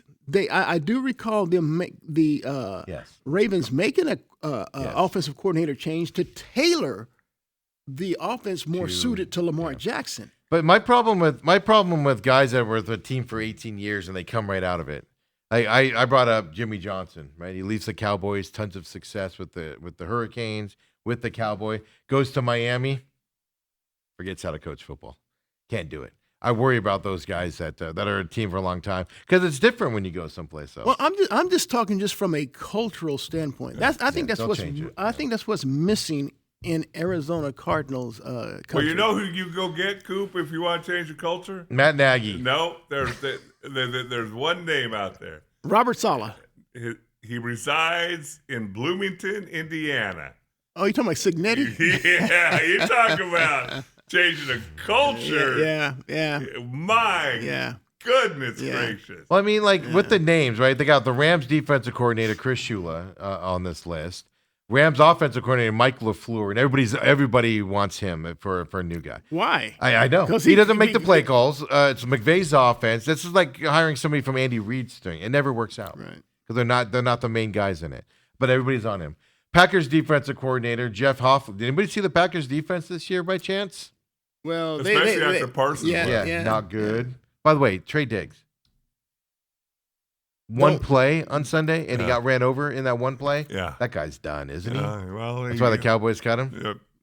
Yeah, well, he's also when you're done talent wise and you have attitude problems. it's a hard mix. That's a bad combination. You got Seahawks offensive coordinator Clint Kubiak. The Saints fired him in all intents and purposes when they made the coaching change last year. And he goes to the Seahawks and has a good year on the offensive side. In terms of the new guys, Dolphins defensive coordinator Anthony Weaver, Patriots guy Thomas Brown as a new guy. You can go young and hire. They've shown this, right? a lot of teams have done this recently. Liam Cohen in Jacksonville, success. Panthers head coach, success. Seattle's head coach, success as new guy. But if you go young, you have to get the right guy or it goes sideways. And the Cardinals just don't get the right guys from that perspective on the young guys. I think from the Cardinals' perspective, they need to hire a coach who's had previous head coaching experience. That's number one. But they have three guys on the list, or only two. Vance Joseph's never been a head coach, right? Has he? No, I don't think he has. Yeah, he has. He was head coach. Yeah, he was with the Broncos. Oh, the Broncos. Okay, and then Robert Salah, of course, and then Matt Nagy and Raheem Morris. So four. I swear, if Matt Nagy comes here, I've decided I'm going to become a Chargers fan. I'm renting a bus every Sunday for Chargers home games, and we're getting chartered service to L.A. and chartered service home. You're welcome to join my bandwagon. Yeah, well, since my guy Spagnuolo of the Chiefs is not even on the list, no. I guess of the people who are on the list, I would certainly look at Saleh because he's a guy that brings a lot of emotion. He's got a little Pete Carroll in him. Even when his players make great plays, he's up jumping, giving the high fives, and he's emotional. But he sets the tone also. Right, and if something is going awry with officials, I mean, he's out screaming his head off. He's not your Jonathan Gannon statue. Robot, statue. Well, the other thing about Salah that I like also is one, he was in an organization that didn't support him in the Jets. Nobody wins there. But the other thing I like about him is what happened to the 49ers defense this year. Does anybody know? I'm amazed that they're still alive. Yeah. I mean, the 49ers as a team. Lost Fred Warner, Bosa.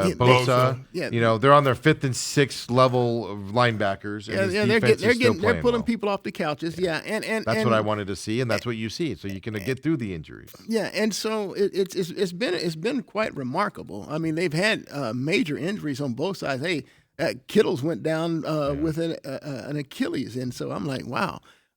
Haven't had Ayuk all year. Purdy missed half a season.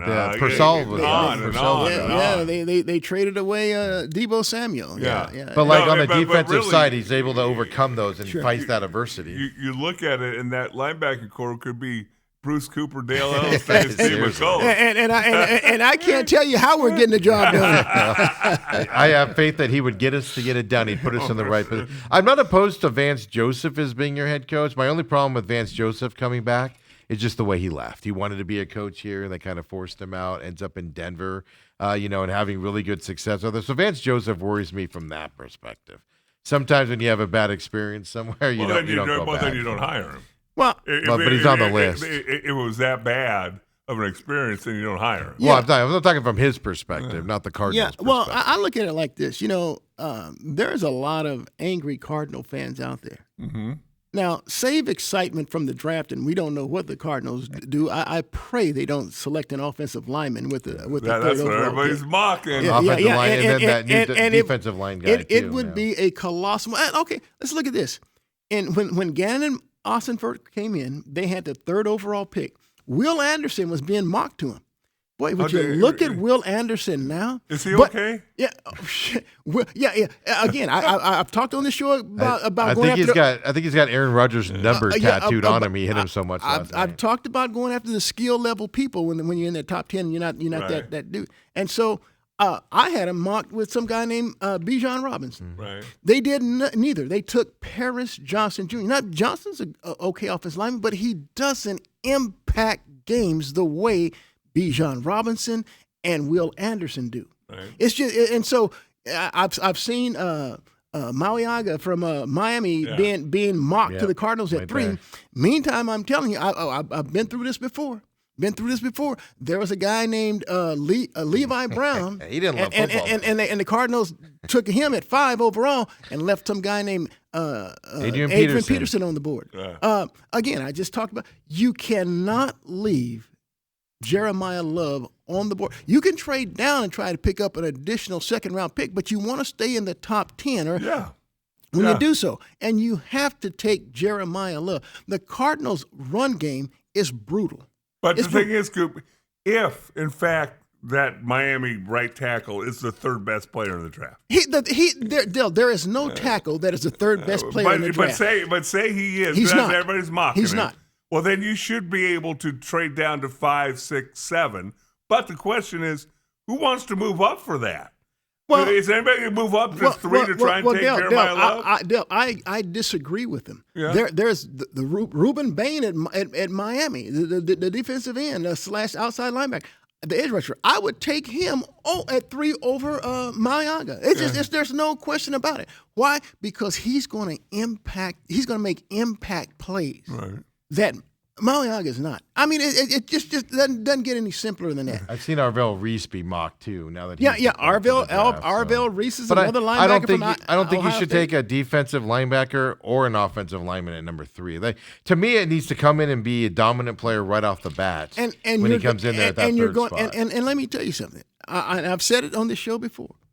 I can name you 3 running backs right now. Actually 4.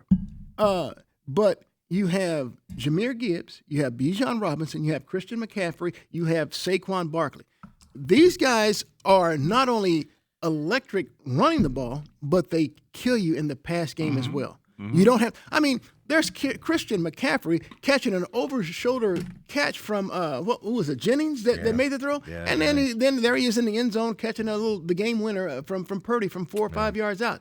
Dude, he causes havoc for defensive coordinators. If they put a linebacker on him, you see the long pass. Now you're forced to take out a linebacker and bring in a dime coverage. Defensive back. Here's the problem, though. What would you do with Love? I mean, you have Trey Benson. I'm sorry. I try to say it with a straight face. I try. A Love is not only a home run hitter, but he's also a proficient receiver out of the backfield. But it's going to come down to the head coach, right? They hire a defensive head coach. Look. If you're a defensive head coach, what keeps your defense fresh? Ball control, running the ball. Well, I don't disagree. And so you have to take the best player on the board that's going to give you the greatest impact. That's not going to be an offensive lineman. I just don't have any faith in the Cardinals to be one of those teams that bring a young head coach in here. They failed miserably the last 2. 3, Steve Wilkes being the third one. And then, of course, like you said, they hit with Bruce Arians. But he had coaching experience and head coaching. Arians was 90. But Arians also brought in, what did he do? He brought in Tom Moore, who's for some reason still coaching in the NFL at 172. But I think he was 20 when Dale was in the NFL back in the day. But you're getting. But you bring in the experience. Yeah. You guys who have seen that before. That was the Cardinals' problem. The Cardinals they didn't couldn't have figure any, their way out of a. They couldn't figure their way out of a wet paper bag at times during this season and stuff. So it's just I don't know. But they got a phone call with John Harbaugh. But where's Mike McDaniel on this list? Mike McDaniel's not in my top 5. You wouldn't bring him in? You have a top 5? Who's your top 5? He's not going to be as expensive as Harbaugh. Well, Spagnola's before him. Yeah, okay. Saleh for sure. Yeah. From that point. What about Raheem Morris? No. From there, I'm going with Kubiak. Really? Yeah. I mean, what tells you he's going to be good as a head coach? Well, I look at it like this. And maybe it was just meant to happen, but Jackson Smith and Jigba and Sam Darnold, they're playing at levels we haven't seen before. I would like an offensive coordinator. If it's not Salah, I want an offensive coordinator, an offensive guy in here. Yeah, I mean, look. In Jigba, I play fantasy football. Yeah. I mean, I wouldn't have drafted a guy in the first 7 rounds. If I'm taking a wide receiver in every round, I just wouldn't. Yeah. But my goodness, did he take off? Right. Sam Darnold, he had a nice bounce back year in Minnesota, but he elevated that even more in Seattle. And I don't doubt this for 1 second that their great defense that they have there that keeps them in games and stuff allows them to. But I have to give Kubiak some type of props. He would be the one young guy that I'd lean towards. I'm not sold that he's going to be a guy that's going to become. Now, granted, I don't know enough about him. I will admit to you guys, I do not follow the Seattle Seahawks. Them and the Niners, actually, I don't like them. Period.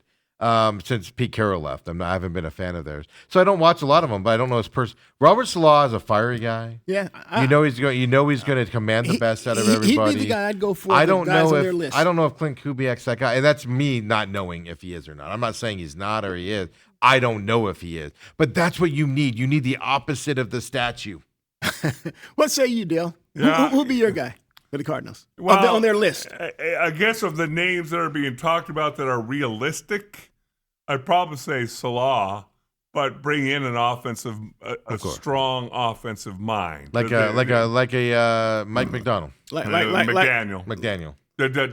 Does he have the confidence to be able to do that? See, I think he The does. thing that we don't know is when you sit down and interview the guy, are you willing to bring in?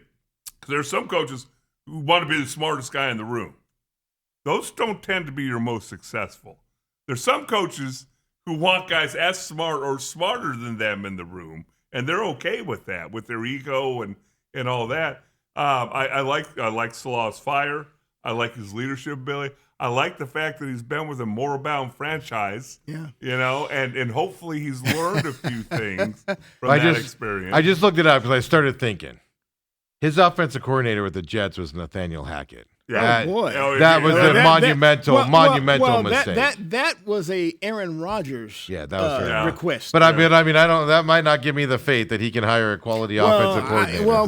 Isn't that funny? I just looked at that's where my reaction. I was like, didn't he have a bad offensive coordinator in the Jets? Yeah, but when you're bringing on an Aaron Rodgers to help turn your franchise around, and Aaron says, I want Nathaniel Hackett. Yeah, and then he started naming some of his receivers he had in Green Bay that he wanted on there as well. So all the players in Green Bay, he was like, I can't play with any of these guys in Green Bay. You have to let me go. And then he goes to the Jets, and all those players he couldn't play with in Green Bay, all of a sudden are playing with them in Jets land. Yeah. It's like so I wouldn't hold that against. All right, my opinion just changed. Raheem Morris, to me, I'm not a Raheem Morris fan. I never have been. But he's done something. What I'm looking at is like what they do. 8-9, 2 years in a row with the Atlanta Falcons. That's underperforming with their talent. No doubt. He ruined the quarterback situation. He messed it up with Cousins, and then the other guy from Washington, the young kid. Yeah, he messed that up this year, but he got them. The team never quit, and he got them to 8-9.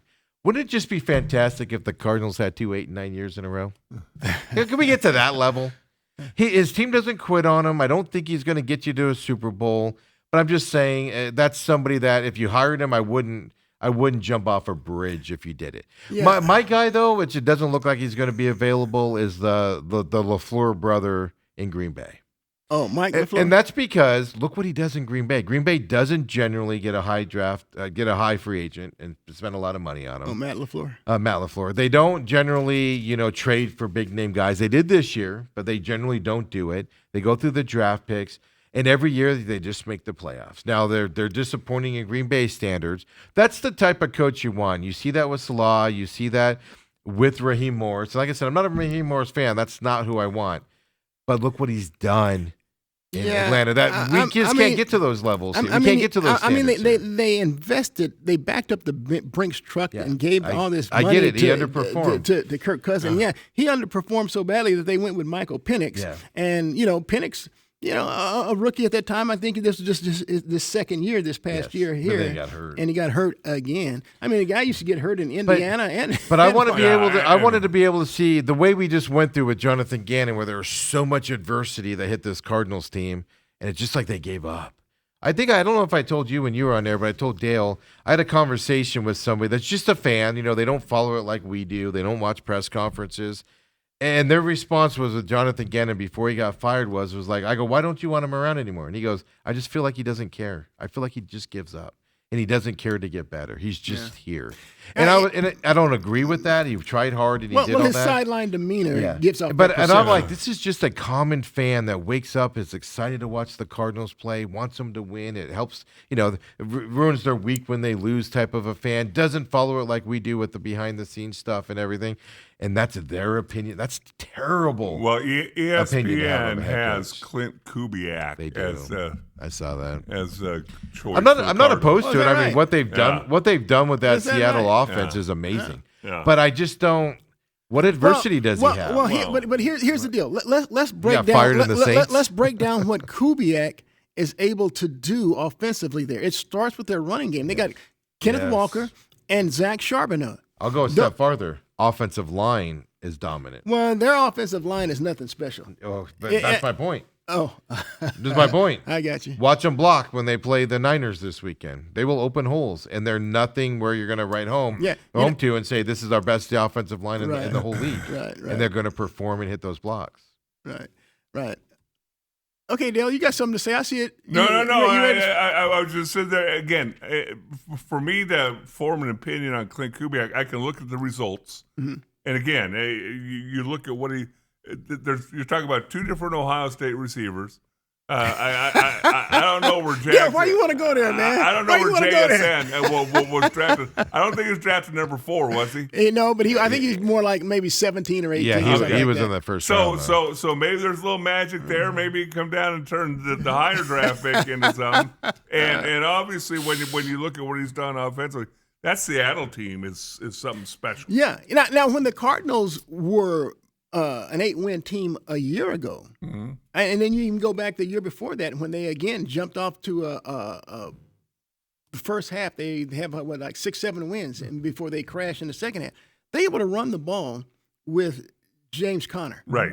You can't come now. The Cardinals can't be foolish enough to think that they can bring back a 32-year-old James Conner coming off injury and think, dude, it's time to turn the page. And I'm going to tell you, you have to look and you have to say, okay, we missed it with Trey Benson. Bye. Yeah. Bye. Well, a Let new him go. coaching staff can make that decision. Look. Gannon wasn't going to make it, but a new coaching staff. Yeah. It's just time to turn the page. Here's my and problem redo with that Kubiak, because I just looked it up, because he's Okay. fairly new in the coaching circles as a name. So Minnesota Vikings offensive coordinator in 2021, quarterbacks coach from 19 to 20, offensive quality control from 13 to 14. Then he went to the Denver Broncos, passing game coordinator and quarterbacks coach in 22, offensive assistant quarterbacks coach from 16 to 18. Then he went to the Niners as passing game coordinator in 2023, Saints offensive coordinator in 2024. The whole coaching staff gets blown out. Offensive coordinators, I don't think that's enough behind you. So with what you just have gone through with your last 3 coaches, I don't know if you can take a chance on a guy like that. He might turn out to be a Hall of Fame head coach. Yeah. But can the Cardinals afford to bring a guy in with this lack of experience to be your head coach? Again, I agree with you. And look, I made a mistake when I listed him in my top 5 because it went against my. I forgot he has not been a head coach anywhere, and I think that's where you start. That's even in number one. college, a wide receivers coach for Kansas in 2015, and so, graduate assistant, offensive quality control at Texas A&M. Never been to that level. Look, he might be a Hall of Famer coach someday. We might look back and go, "Oh my God, he's a Hall of Fame coach with this team." But the Cardinals now, you can't you can't take a chance on a guy like that in that situation. I think that the number one in my mind, far and away, the more that we nonsensely talk about it because we have no choice, but is Robert Saleh. I agree. He's my number one guy. I think he fits just about all the parameters that I would be looking for. He's my number one guy over John Harbaugh. Yeah, John Harbaugh's not coming. That's a pipe dream. But if John Harbaugh did show interest in Arizona, I would still want Robert Saleh over John Harbaugh. Well, I hear that John Harbaugh is also interviewing in New York with the Giants, and I think that would probably be a landing spot for him. All he's done is he's going to command control. Forget about the money. He wants control. Sure. And there's limited teams that'll give him control and stuff like that. All he's done, like Atlanta came out yesterday. I did some research into this overnight. Atlanta came out and said they interviewed him. All he's done so far are those phone interviews because he's going to narrow it down and go, I'm going to go to these 3 teams. I'm going to go interview with these teams. He's not going to make the rounds to everybody and all that stuff. So that's all he's done. So you see Atlanta. But I'm hearing today he's looking at Atlanta, which to me is not a bad team to go to with the talent they got.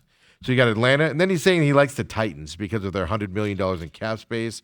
But the Titans have some politics and stuff in their front office. Nobody wants to go play with the Titans. Yeah, that's my point right there as well. And then, of course, the Giants. The thing that muddies the water on the Giants for me is they might have interest. They want him. But if they lose him, they have interest in a couple of guys. The Giants have some nice pieces there. Jackson Dart, Malik Neighbors, who can forget Cam Well, Cam Cam Scattergood? Scattergood, they got the defensive guy. But they got a running back that got hurt this year, but he'll start ahead of Cam, and Cam will be that battering rod behind him. I just forgot his name right now. No, they have a lot of talents Tyrone? up there, and I can't remember his name right now. But he got hurt early, that's why Cam started running the ball so much. Was he got hurt? I can't remember his name right now.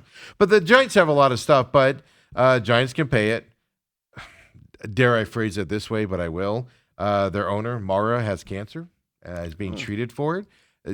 What I mean by that is you tend to realize, like Jerry Jones is doing right now. We better win now. I don't know if I'll be around in 4 or 5. Well, 6 Jerry years. Jones he wants to win 4 more. Yeah, he has to win 4 more to Before he beat Robert dies. Kraft. Yeah, he wants to go down as the number one guy. Hey, Coop, I want to change the subject because I know you saw this Wait. kid play in high school. Before you bring up the subject here, let's not forget the Cardinals got a phone call with John Harbaugh. Everybody. All right, go ahead, Dale. You saw Brock Purdy in high school. Down there at Perry. What were your highest aspirations for him when you saw him play in high school? Well, to be honest with you, I thought he was a little slight. I didn't know that he could withstand the rigors of being a Division I quarterback. He ran. Look, he had a brother behind him named Chubba. Chubba was more of a physical type guy that you had confidence that he could withstand the rigors and pains and things of and the physicality of Division I football. But Brock reminded me of, remember a guy named Tim Rattay? Yeah. Oh, absolutely. Yeah. Tim So- Rattay and his dad. Yeah. Tim was this cerebral guy. I mean, he was just prepared. So that's what I thought of Brock Purdy. Just prepared. And he was surprisingly athletic. I mean, I remember some of those playoff and championship games with Chandler, where Chandler has a lot of D1 talent on both sides of the ball.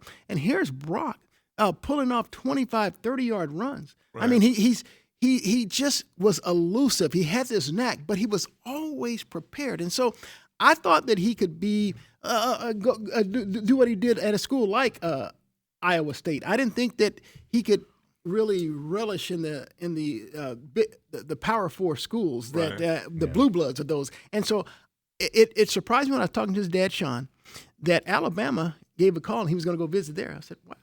Right. Alabama must. But wasn't that real late? Yeah, it was. It was late, it, yeah. dude. I'm telling you, I was talking with Sean. It was like during the playoffs and stuff. He was telling me how nobody wants Brock. No, he had not a single offer. Yeah. None. Alabama called him, and all of a sudden, here they all come. Here they come. And he winds up at Iowa State. Now, look, what he did at Iowa State, I mean, look, he had some great times, but when he was the Mr. Irrelevant, the last pick of the draft, I was just hoping that he could hang on and make Be a the practice roster. squad guy or Yeah. something. And here, Yeah, here he is today. Dale, he surprised me, but I tell you what, Brock Purdy's all that. Yeah. He's a bad dude. That's what cracks me up about Brock Purdy is I've talked to another reporter, I won't name him just in case he doesn't want me to, about him. He saw him play in high school, and he was like, I thought he was going to end up at NAU or something to that effect, and that'd be the height of his career. And then it's funny because then you see guys that do quarterback coaching and stuff like that around town, and he makes it to the Niners, and they're like, it's all because of me. I got him to that point. And it's like nobody back then, if you talk to realistic people, thought he had any future. And not only is he a bad dude, just his physicality. Yeah. That's what shocks me the most. I'm gonna name you three Arizona high school quarterbacks, and I'm gonna tell you what they all have in common. Ryan Fitzpatrick went to Harvard. And then every team in the NFL. A seventh round pick in the NFL. Yeah. Tim Rattay went to Louisiana Tech. Right. I mean, he comes in, and he went to Louisiana Tech. Yeah. I'm not sure if he was a 6th round pick or an undrafted free agent. Yeah. Right. And then you have Brock Purdy, Iowa State, the very last pick in the draft. Yeah. Each one of these guys, the number one thing I would say about each one of them when I covered them in high school, cerebral. Yeah. I mean, they can process the game. They're well prepared. Right. I mean, they can. That's the number one thing that stood out to me. Now, Bruce, I do have I have a gripe. Okay, Richard Ober came out with the 5 best athletes in the history of high schools, Here we go. Get ready for this. and and I was voted 4th in the history of Saguaro High School. by 4th him. in the history of Saguaro? You know who he picked ahead of me? Some goofball Christian named Kirk, Christian maybe? Kirk was ahead of me. Some guy named Gosh, now I'm forgetting their names. He went to ASU. number also. 8. Number 8. DJ Foster? Yeah, DJ Foster, and then Mike Brown. Mike. Hey, I've covered every one of those players. Yeah. Now, Mike Brown, believe it or not, he was our Friday Night Fever Offensive Player of the Year. Yeah. The dude had probably 1,900 rushing yards and maybe 35 touchdowns, but he became a defensive star in the NFL. Right. Unbelievable. But here's Christian Kirk last night catching passes. How's that guy ranked ahead of me, Kirk? Huh? Dale, you're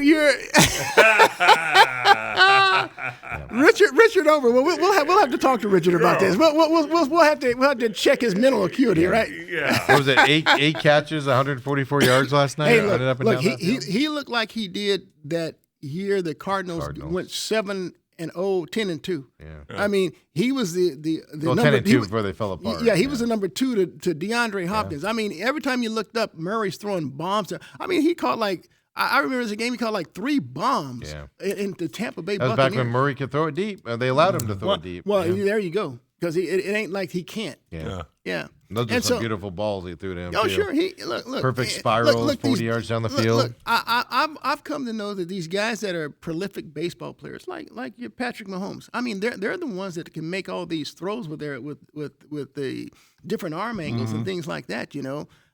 So it's just a matter of getting some and see that's why I really wasn't a Drew Petzing fan because see. Drew Petzing brought his offense from Cleveland to Arizona. And then I remember Jacoby Brissett saying, oh, it's seamless. I had this in Cleveland. Right. So now you have a coach who brought an offense, square peg. He takes a quarterback, square hole, Kyler Murray, and says, you got to fit it in here. Right. Instead of changing their stuff. And so when you bring in Brissett is that square hole that goes in that system. So that already tells me that we have an offensive coordinator that is unwilling or cannot adjust his system to fit the talent. I don't think he could. What do you mean he could? I don't think he knew how. No. Well, He's like, this is what I know. I'm sticking to what I know. I got you. I can't change it. And therein lies the problem. all I need to know about a coach. Yeah. If I can't come into a new spot and go, I got this guy and I got this guy and I got this guy. My old scheme ain't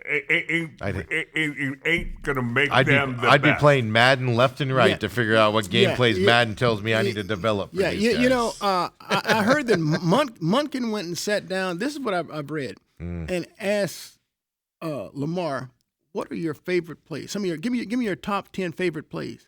And then he went back and watched film when he was at Louisville, and he tried to mirror his offense to fit some of those schemes. So there's a coach that you like at the beginning, but now Munkin and him didn't talk for 3 months. Well, for whatever reason, let's put it like this: under Munkin, Lamar was a 2-time league early on MVP. Now, who knows what transpires from an attitudinal standpoint or that type of deal? That's what fractured.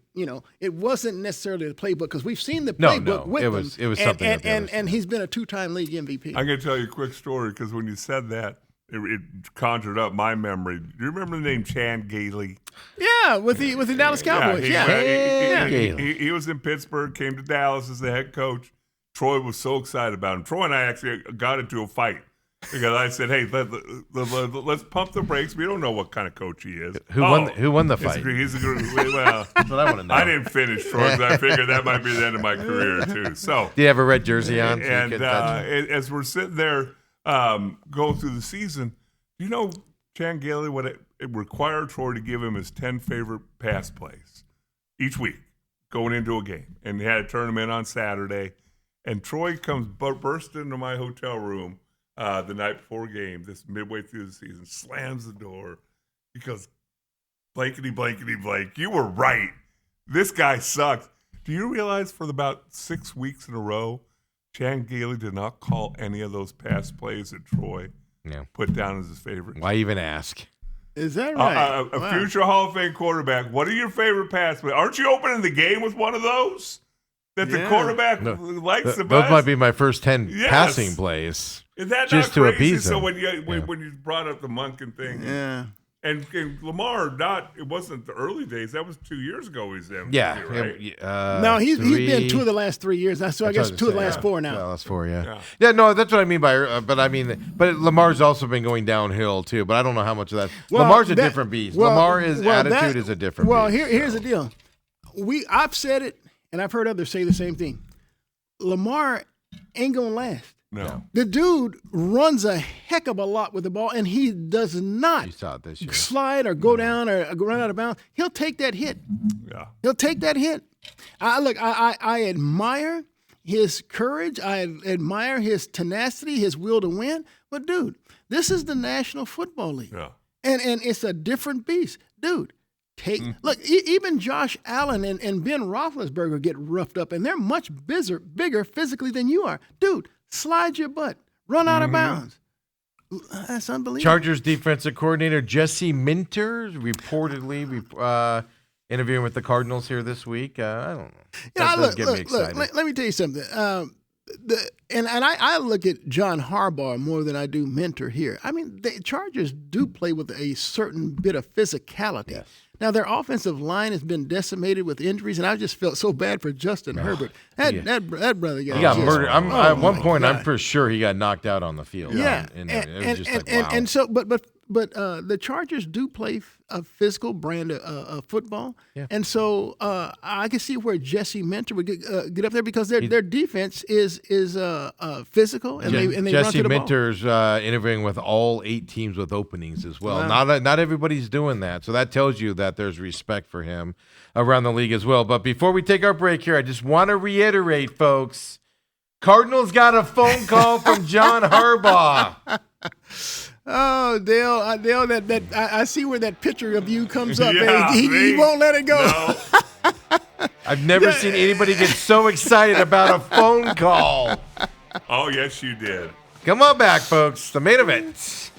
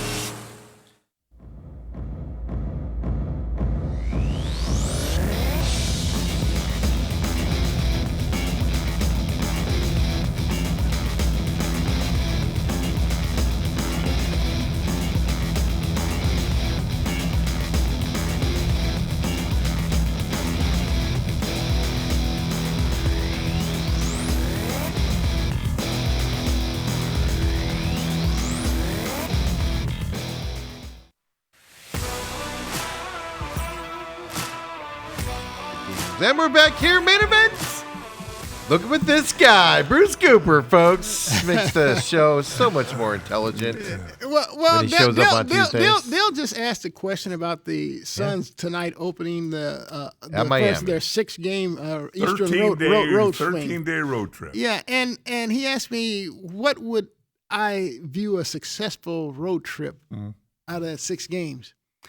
And I And said you 3 said and 3 and 3. Don't forget they played Detroit. They got the Heat, then Detroit, then the Knicks on the road, Nets, 76ers, and then Hawks. Wow. So that Now, means, this is a long road trip because normally you go Hawks, they'll kill the Hawks. No, but that's the last. Hawks are a good team. But that's the last. Well, not since they traded Trey, I know. Oh well, he wasn't here in Phoenix I know. when they beat Phoenix. But I mean, here. when you play the Hawks, it's going to be your last game before you're back home, and those are always detrimental Yeah. games, So, but 76ers, they're not very good either. You could probably beat them. 76ers are in fifth place. Yeah, in the but East. fifth place in the Hey. East, you'd be in ninth place in the hey, West. let me tell you something. 10th place in Have the you West. looked at the standings in the West? Yeah. The Phoenix Suns are virtually They're tied sixth. for first place with the Lakers, who have the fifth spot. The Lakers are percentage points ahead of the Suns, who are sixth. But Lakers the are Suns 622, Suns are 615. Yeah, Suns are just a game and a half out of 4. Two They're games 2 out of out third. of 3 and 3 out of 2. Yeah. They're 3 We games said it out of yesterday. second place. I expect that my expectations have changed unless they don't get healthy. With Jalen Green coming back here any day now, I expect the Suns. Before I was like, they're going to be in the play-in game. Now they'll compete for 7th. Will they get there? Would be a question mark before the season. Suns are going to. I'm not saying they're going to get it, but the Suns will compete for. They'll be in the talk for the 5th and 6th seed at the end of the season if they stay healthy. Well, they may surprise you and do even better than that. That's well.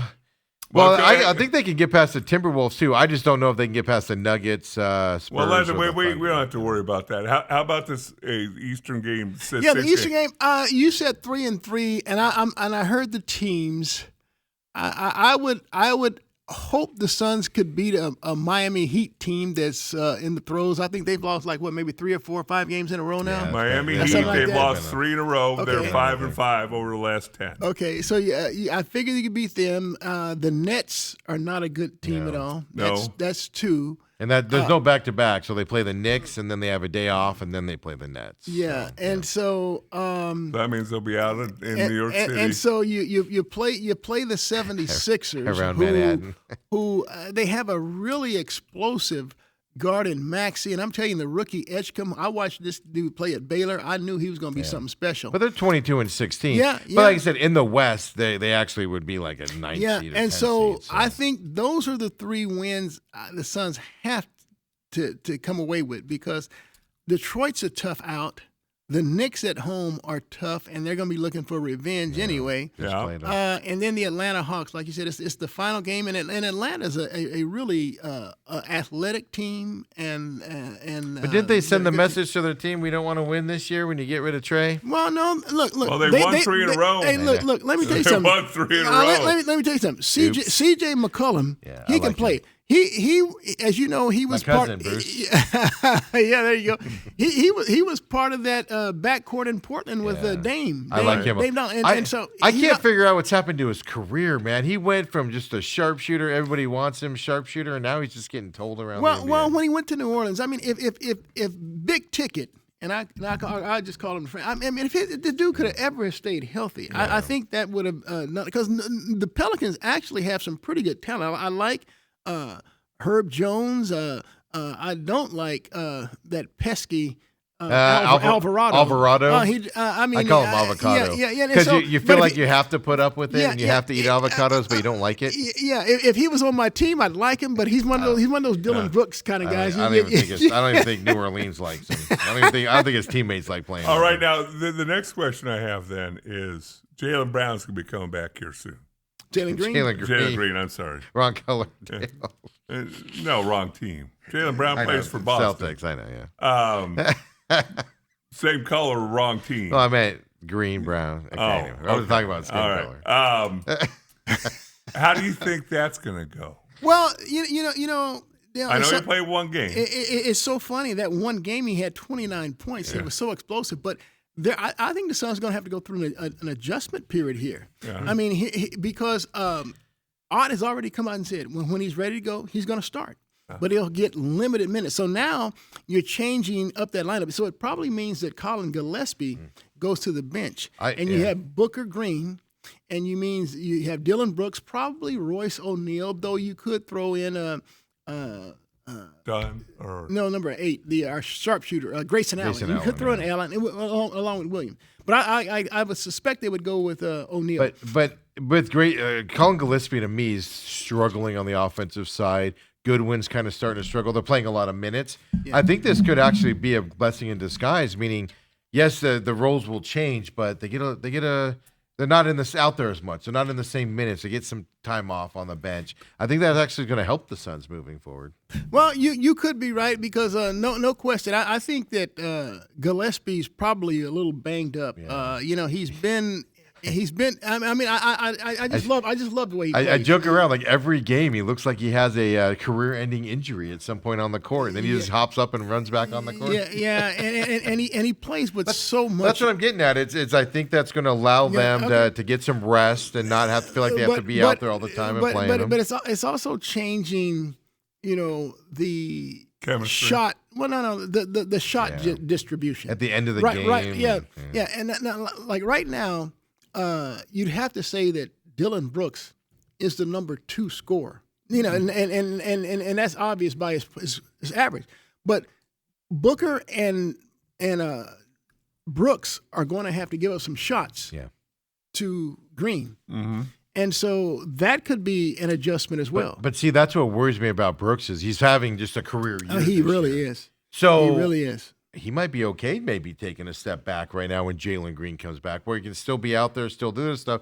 I'm just wondering. I don't think it's going to be a Lakers situation where LeBron came back and all of a sudden their chemistry just. No, look. The Suns play there's too gonna be an hard. The Suns adjustment. play too hard defensively for that to take place. I got to tell you one thing that really has impressed me, Coop, is the fact that Jalen Green's been there.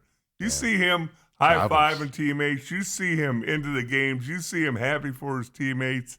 You saw LeBron when he was playing and when he wasn't playing. Right. Now when he is playing, sitting on the end of the bench. Yeah, last night eyeing his teammates from the end of the bench instead of being involved. Dale, you make a great point because I'm going to tell you something. For a guy who has missed, you might as well say virtually the entire season up to this point, he has been like the biggest cheerleader. Mm-hmm. I mean, you talk about camaraderie, you talk about unity, you talk about liking your teammates.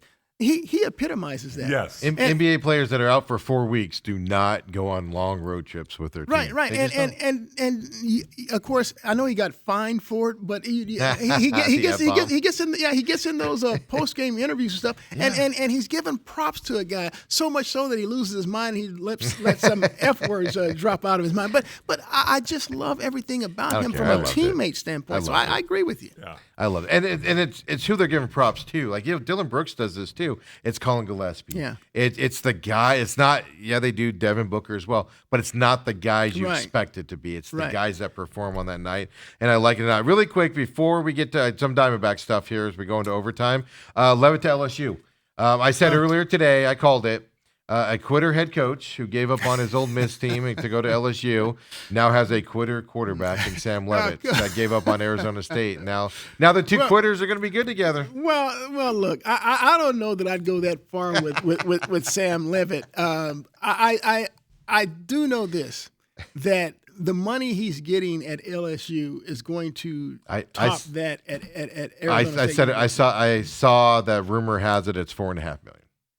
I think he's getting what three at ASU. It was at least 2.5. I've heard 3, but I've been able to confirm 2.5. I haven't been able to confirm 3. Yeah. So if he's going to play his final season and turn towards the NFL, that's $2 million, at least $2 million more that he's going to get. And so you don't know. It's not about the money, Coop. Huh? Oh, it wasn't about the money. Sure. Well, no, it wasn't about the money. He did say that. His You're dad absolutely said right. it. Somebody put his dad's interview Coop, up. how would you feel if you're sitting there, 40 years ago, sitting next to the general manager of Channel 12, 4 seats at a Suns game, and you're talking about your job and all that, and all of a sudden, the general manager goes, hold on a second. I got Ron Burgundy on the phone. I'm going to call him. I got this other guy, and they start pursuing the guy in Oregon. How did you feel about that? Hey, look, I've seen that happen. Yeah, it's not a pleasant thing, especially if it's someone who's really popular there, right? And you see them getting pushed out, right? Oh yes, absolutely. Yeah, and so I've seen that several times. So it's not a good deal because now you as a teammate of the guy, you want to show that loyalty, and yet then when the new guy comes in, it's really tough because you don't want to. It's not his fault. Right. The new guy coming in, it's Yes. not his fault. Yeah. I You mean, blame him. he just hired, and so you're put in a really tough situation. I- But you yeah, know, I've seen that. I've been there, seen that, done that. As Scoop was talking, I could see in his eyes he's thinking of a specific Yeah. situation. There's specifics for sure. Make no doubt about it. What about other thing here is Raiola to Oregon. Now he might not play this year. Depends if more. Who's going to Oregon? Dylan Nebraska. Raiola. Raiola. Were you retired when he was down at Chandler? No, You were still there? Hey, I was still there, and there's some Chandler coaches that Yeah. did not like No. his dad. Let's put it like that. Yeah, his dad yes, brought a ugly culture there, and Dylan, when he was at Chandler, honestly, he was a better practice player than he was a game player. Mm-hmm. I mean, some of the pressures, some of the things in a game got to him. But when you watch him throw a ball in practice, I mean, you talk about the Marino and the Aaron Rodgers passes. Right. I mean, this kid can throw a beautiful ball. That He was really back can. when he was wearing Ohio State shoulder pads. The Ohio State thing was Yeah, like then he- hanging out the Yeah, back. and so He committed there first. yeah, I looked at his numbers at Nebraska this past year, and because I saw his name was in the portal. I mean, his numbers were pretty decent. I mean, they weren't bad, but and I just think that Well, and he missed the last several games with that femur. Yeah, so. I just thought that he was, especially at Chandler, he was more hype than he was that 5-star number one. That's my general. player. I know Dale talks similar about it too, but everybody I've talked to about him, that seems to be it. That reputation was bigger than what he actually was. There's so. no question. That Which was has the got case. to be the case That if was the Ohio case. State moved on from him, Georgia moved on from him, now Nebraska. Now Nebraska was so tired of him. This is kind of Now, they might that they be- fired his uncle, who was a coach there. Now, look. Let me tell you something. I don't know if his uncle was like his dad, Dominic, Yeah, I don't know. at Chandler. Where I'll just share this real quickly. I mean, Oh, yeah. you know, Give us the dirt. you know the big screen televisions that when the offense or defense comes off and they If you don't know, high school football has big televisions now that they watch the film on. and so they'll go back and watch play. Yeah. Dominic destroyed 2 of those. The His dad? the dad destroyed 2 of those. Why is he even on down there? And so when they Well, he was coaching. I know he's the coach. So when they get on him about him, he screamed back and said, "Look, I can buy 10 of those." Blankety blanks. Blank. And so he probably did go and replace him. Right. But that's not the point. No. The culture that he was establishing. Man, I used to get mad at 2 coaches ago at Desert Ridge how they'd scream at the players at that right in front of all the family, the benches and all that stuff. They'd get in their face screaming at them like uncontrollably. Yeah. Couldn't imagine seeing a coach break a television in anger and then just being like, though I knew he was a coach there. But I just wondered that because Raiola, broke his femur and then I think it was I'm pretty sure it was his uncle got fired as a coach there. And they moved on from him, and I was like, "Oh, we're out there, welcome there." Well, if he's going to Oregon and Dante Moore decides to come back, it has to be with the understanding that he's going to redshirt. Yeah, Yes. that's what they said was he would redshirt. I don't know if his femur is going to be fully healed going into next year, but we got to find out what Moore's doing. Well, a femur is your thigh, right? Yeah, that's a big bone. it's a big one. And so that's a big issue. Yeah. Well, Is that right? Well, I mean, it heals fine. It's just Yeah. I don't know. Are you ready to take a hit? I don't know. When was the last time a femur was broken?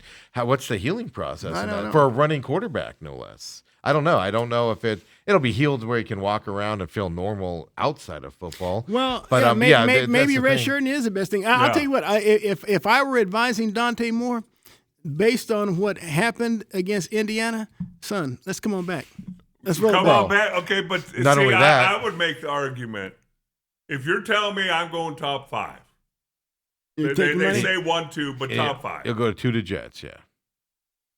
The only thing you can do by going back, Is B number 1? no, is be number 1 or ruin your reputation, Or and be be- 14, and now or be be 30. the second or third round. Be pick. Sam Levitt, fall completely out of the draft to where you have to go to LSU. Here's the deal, Dale. He's going to get paid. He's going to get paid. Either way. At least for that 1 year, and he won't have the guarantee of that 5-year contract that he had if he had come out in the Right. top 5. There, I get you there, but Dale, I just this was his first year as a Oh, and he's only started like 20 games, Yeah. or something. And Yeah. I understand it. What I'm saying is, if 18. I'm his advisor, is he really that good?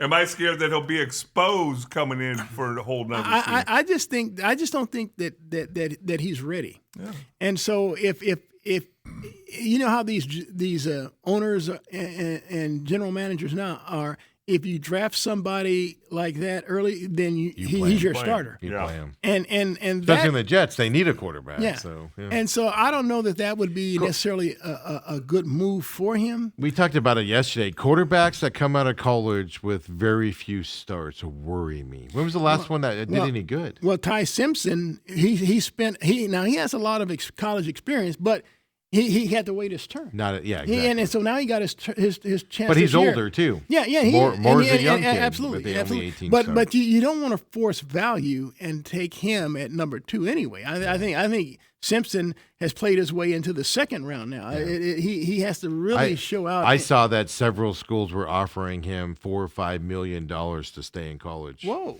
Yeah, really? that's what I was reading the other day. Well, he has Some other until- SC schools Well, he are- has until the 18th, I believe it is, to pull out. pull his name out. I was reading the other day that schools are making plays for him to try to keep him in college.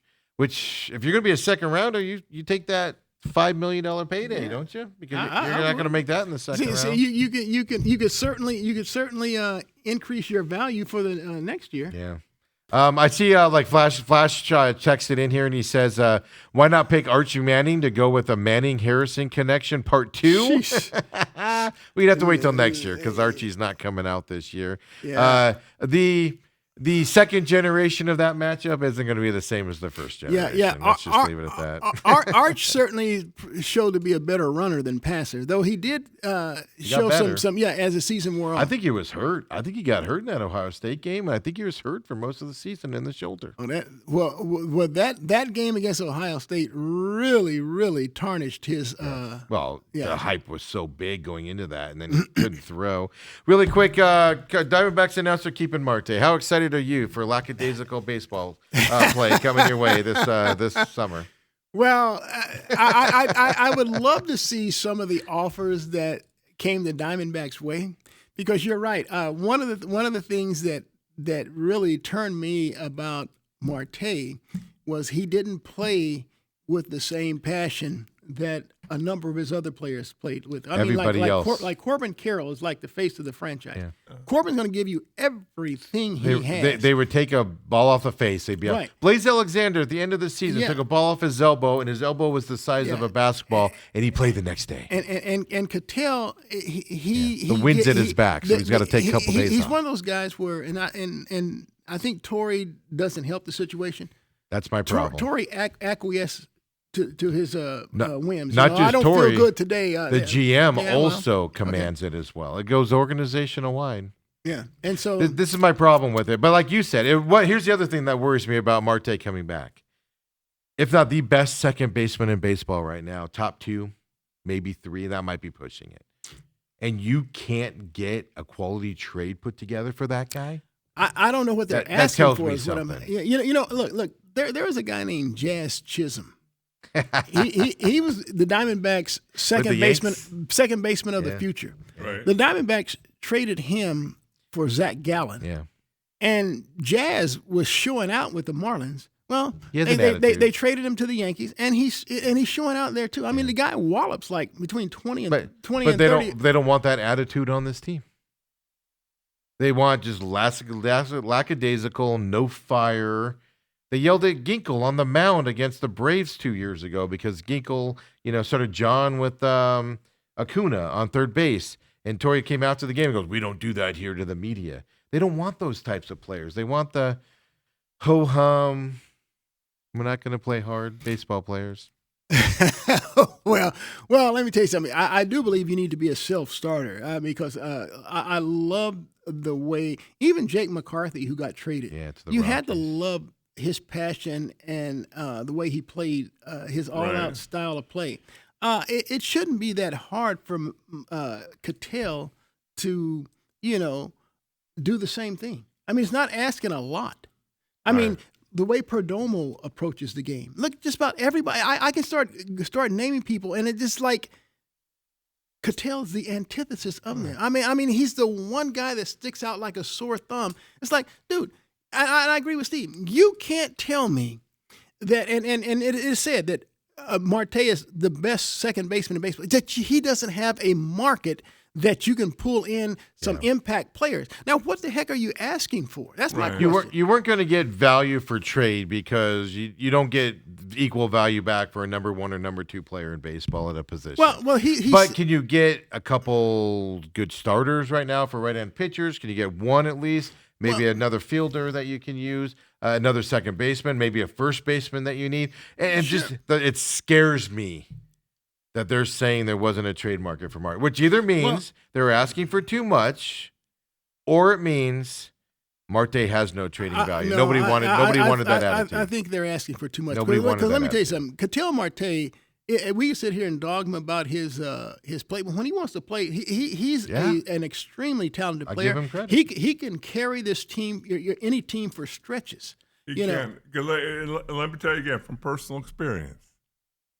One guy, though, can upset an entire organization. Remember the story that Nick Picoro put out toward the end of that last year, Sure. where the team did not like Marte in there because he didn't play to their level and their standards. Right. And you're bringing it back with a new manager. Cool. You're bringing the exact thing back this year. That's alarming to me that the Diamondbacks have decided. Yeah. They've sided with mediocrity. They've sided with no passion. They've sided with not working hard. And to me, that's scary. Look, I saw that Bregman got, 5 years, 175? 30-something million a year, Diamondbacks weren't going to do that. I don't know how much of a hometown discount He was they working could. out with ASU the morning they announced that deal. He was here. He's here. Right? He lives here. Yeah, he does. Yeah, that's what I'm saying. But they wouldn't do it with Ketel Marte. But if you unloaded Marte. That's what I'm saying. I don't know how much of a hometown discount he would have given the Diamondbacks because he does live here.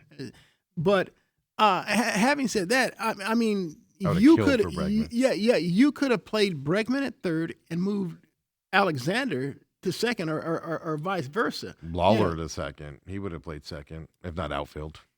But that's the issue is you had a chance to make a move, even if you got less from Marte, to improve the locker room. Sure. And you decided that the locker room was good enough, and we're going to stay where we're at. That's alarming and to see, me. we're about a month away from spring training. Yeah. And you're look. I trust the Diamondbacks scouting department in this regard, but you traded a major league player For in a double-A pitcher. Well, hey man, I have a problem with that hey, too. man. You couldn't have at least got a AAA guy Hey, in that man. position. I get it. He's out of options. You had to unload him. You have a logjam in the outfield. But that's all again, you got that's for what him. I'm saying. I heard he was I heard he was a high A. You got him in double A. I heard he was high A. I thought he was double. He might have been. I'm not I going to don't know. lie to you, Coop. When I saw that trade, I was like, whatever.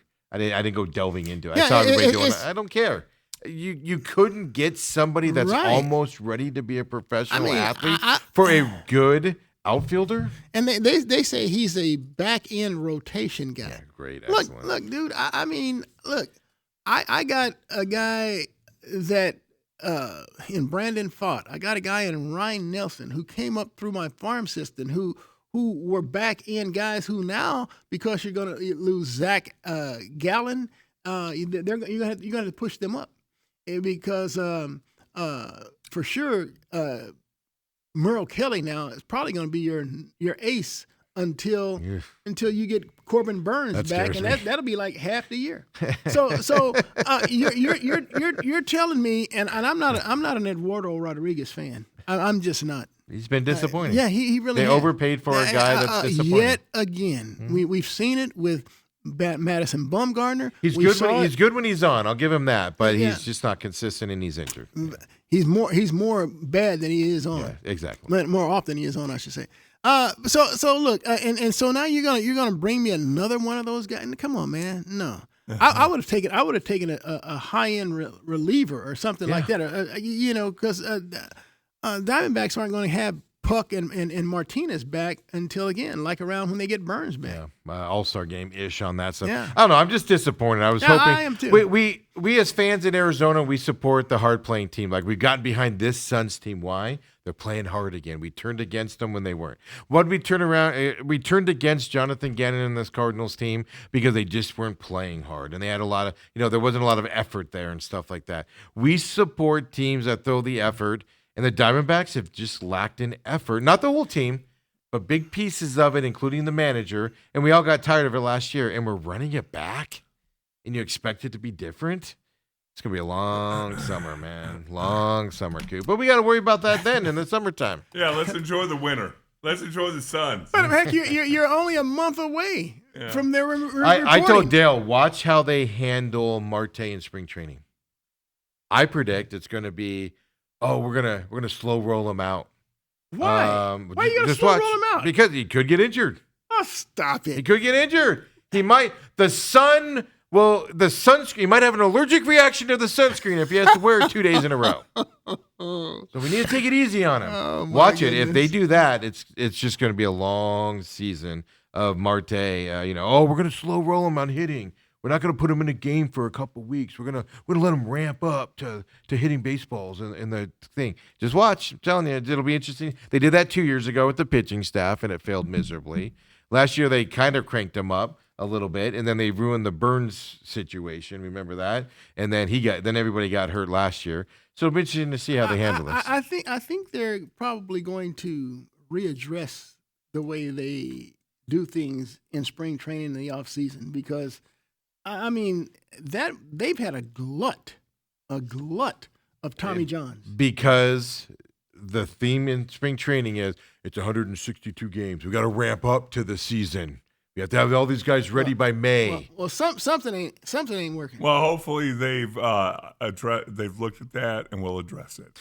It's like Dale. We got to ramp him up in the morning, Yeah. Coop, when he comes in here and everything like 8 that. o'clock. That's early, Coop. Especially if he's going to take a family portrait. Yeah. Seriously. I had forgotten that, Coop. Now I'm angry. Yeah. Folks, if you missed it earlier, McCollum on Business was at 7 a.m. today, so that is on demand right now. We'll be back tomorrow, 8 o'clock, of course. Coop, next Tuesday? Next Tuesday. Do it again, folks. All right. We'll see where the Suns sit in their schedule, and we'll have some fun. By the way, Seahawks are 7.5-point favorites against the Rams that opened up last night. 7.5. I mean, against the they 49ers. play the No, Niners. 49ers. 7.5-point. Well, I mean, favorites just over the the 49ers have 53 guys to dress. Well, My then you go goodness. off of the Week 18 game and how that was a blowout. Hey, and Coop, stuff. Cardinals have a coach next time you're here? No. No. Do the Cardinals hire a coach before they're the last ones to hire a coach? I don't think they'll be the last one this time. Really? I don't. Go get your guy, Cardinals. That's showing. I don't care who it is. Go get your guy. Don't wait. Well, I do care who it is. Well, no, I agree with you, but don't wait. Go get your guy now. Yeah. It's not Harbaugh. I don't care what you say, Cardinals. It's not Harbaugh, so forget him. Go get your guy. And look, Michael Bidwill has to be willing to throw some money at his coaching staff. I mean, for crying out Not loud. just the head coach, the Yeah, assistant. well, yeah. I mean, we're not talking about a salary cap that you have to manage. Right. But you need to go and look. I know you're paying 900,000 other coaches that you've got wrong, but dude, you have to turn the page. You have to turn the corner. But they just had a 40% price increase to pay for it all. Everybody out there. We'll see y'all tomorrow, everybody. For Coop, for Dave Coop, Bruce the Dave Cooper, for 17-year NFL veteran Dale Hillistry, I'm Stephen McCollum. Have a great day, everybody.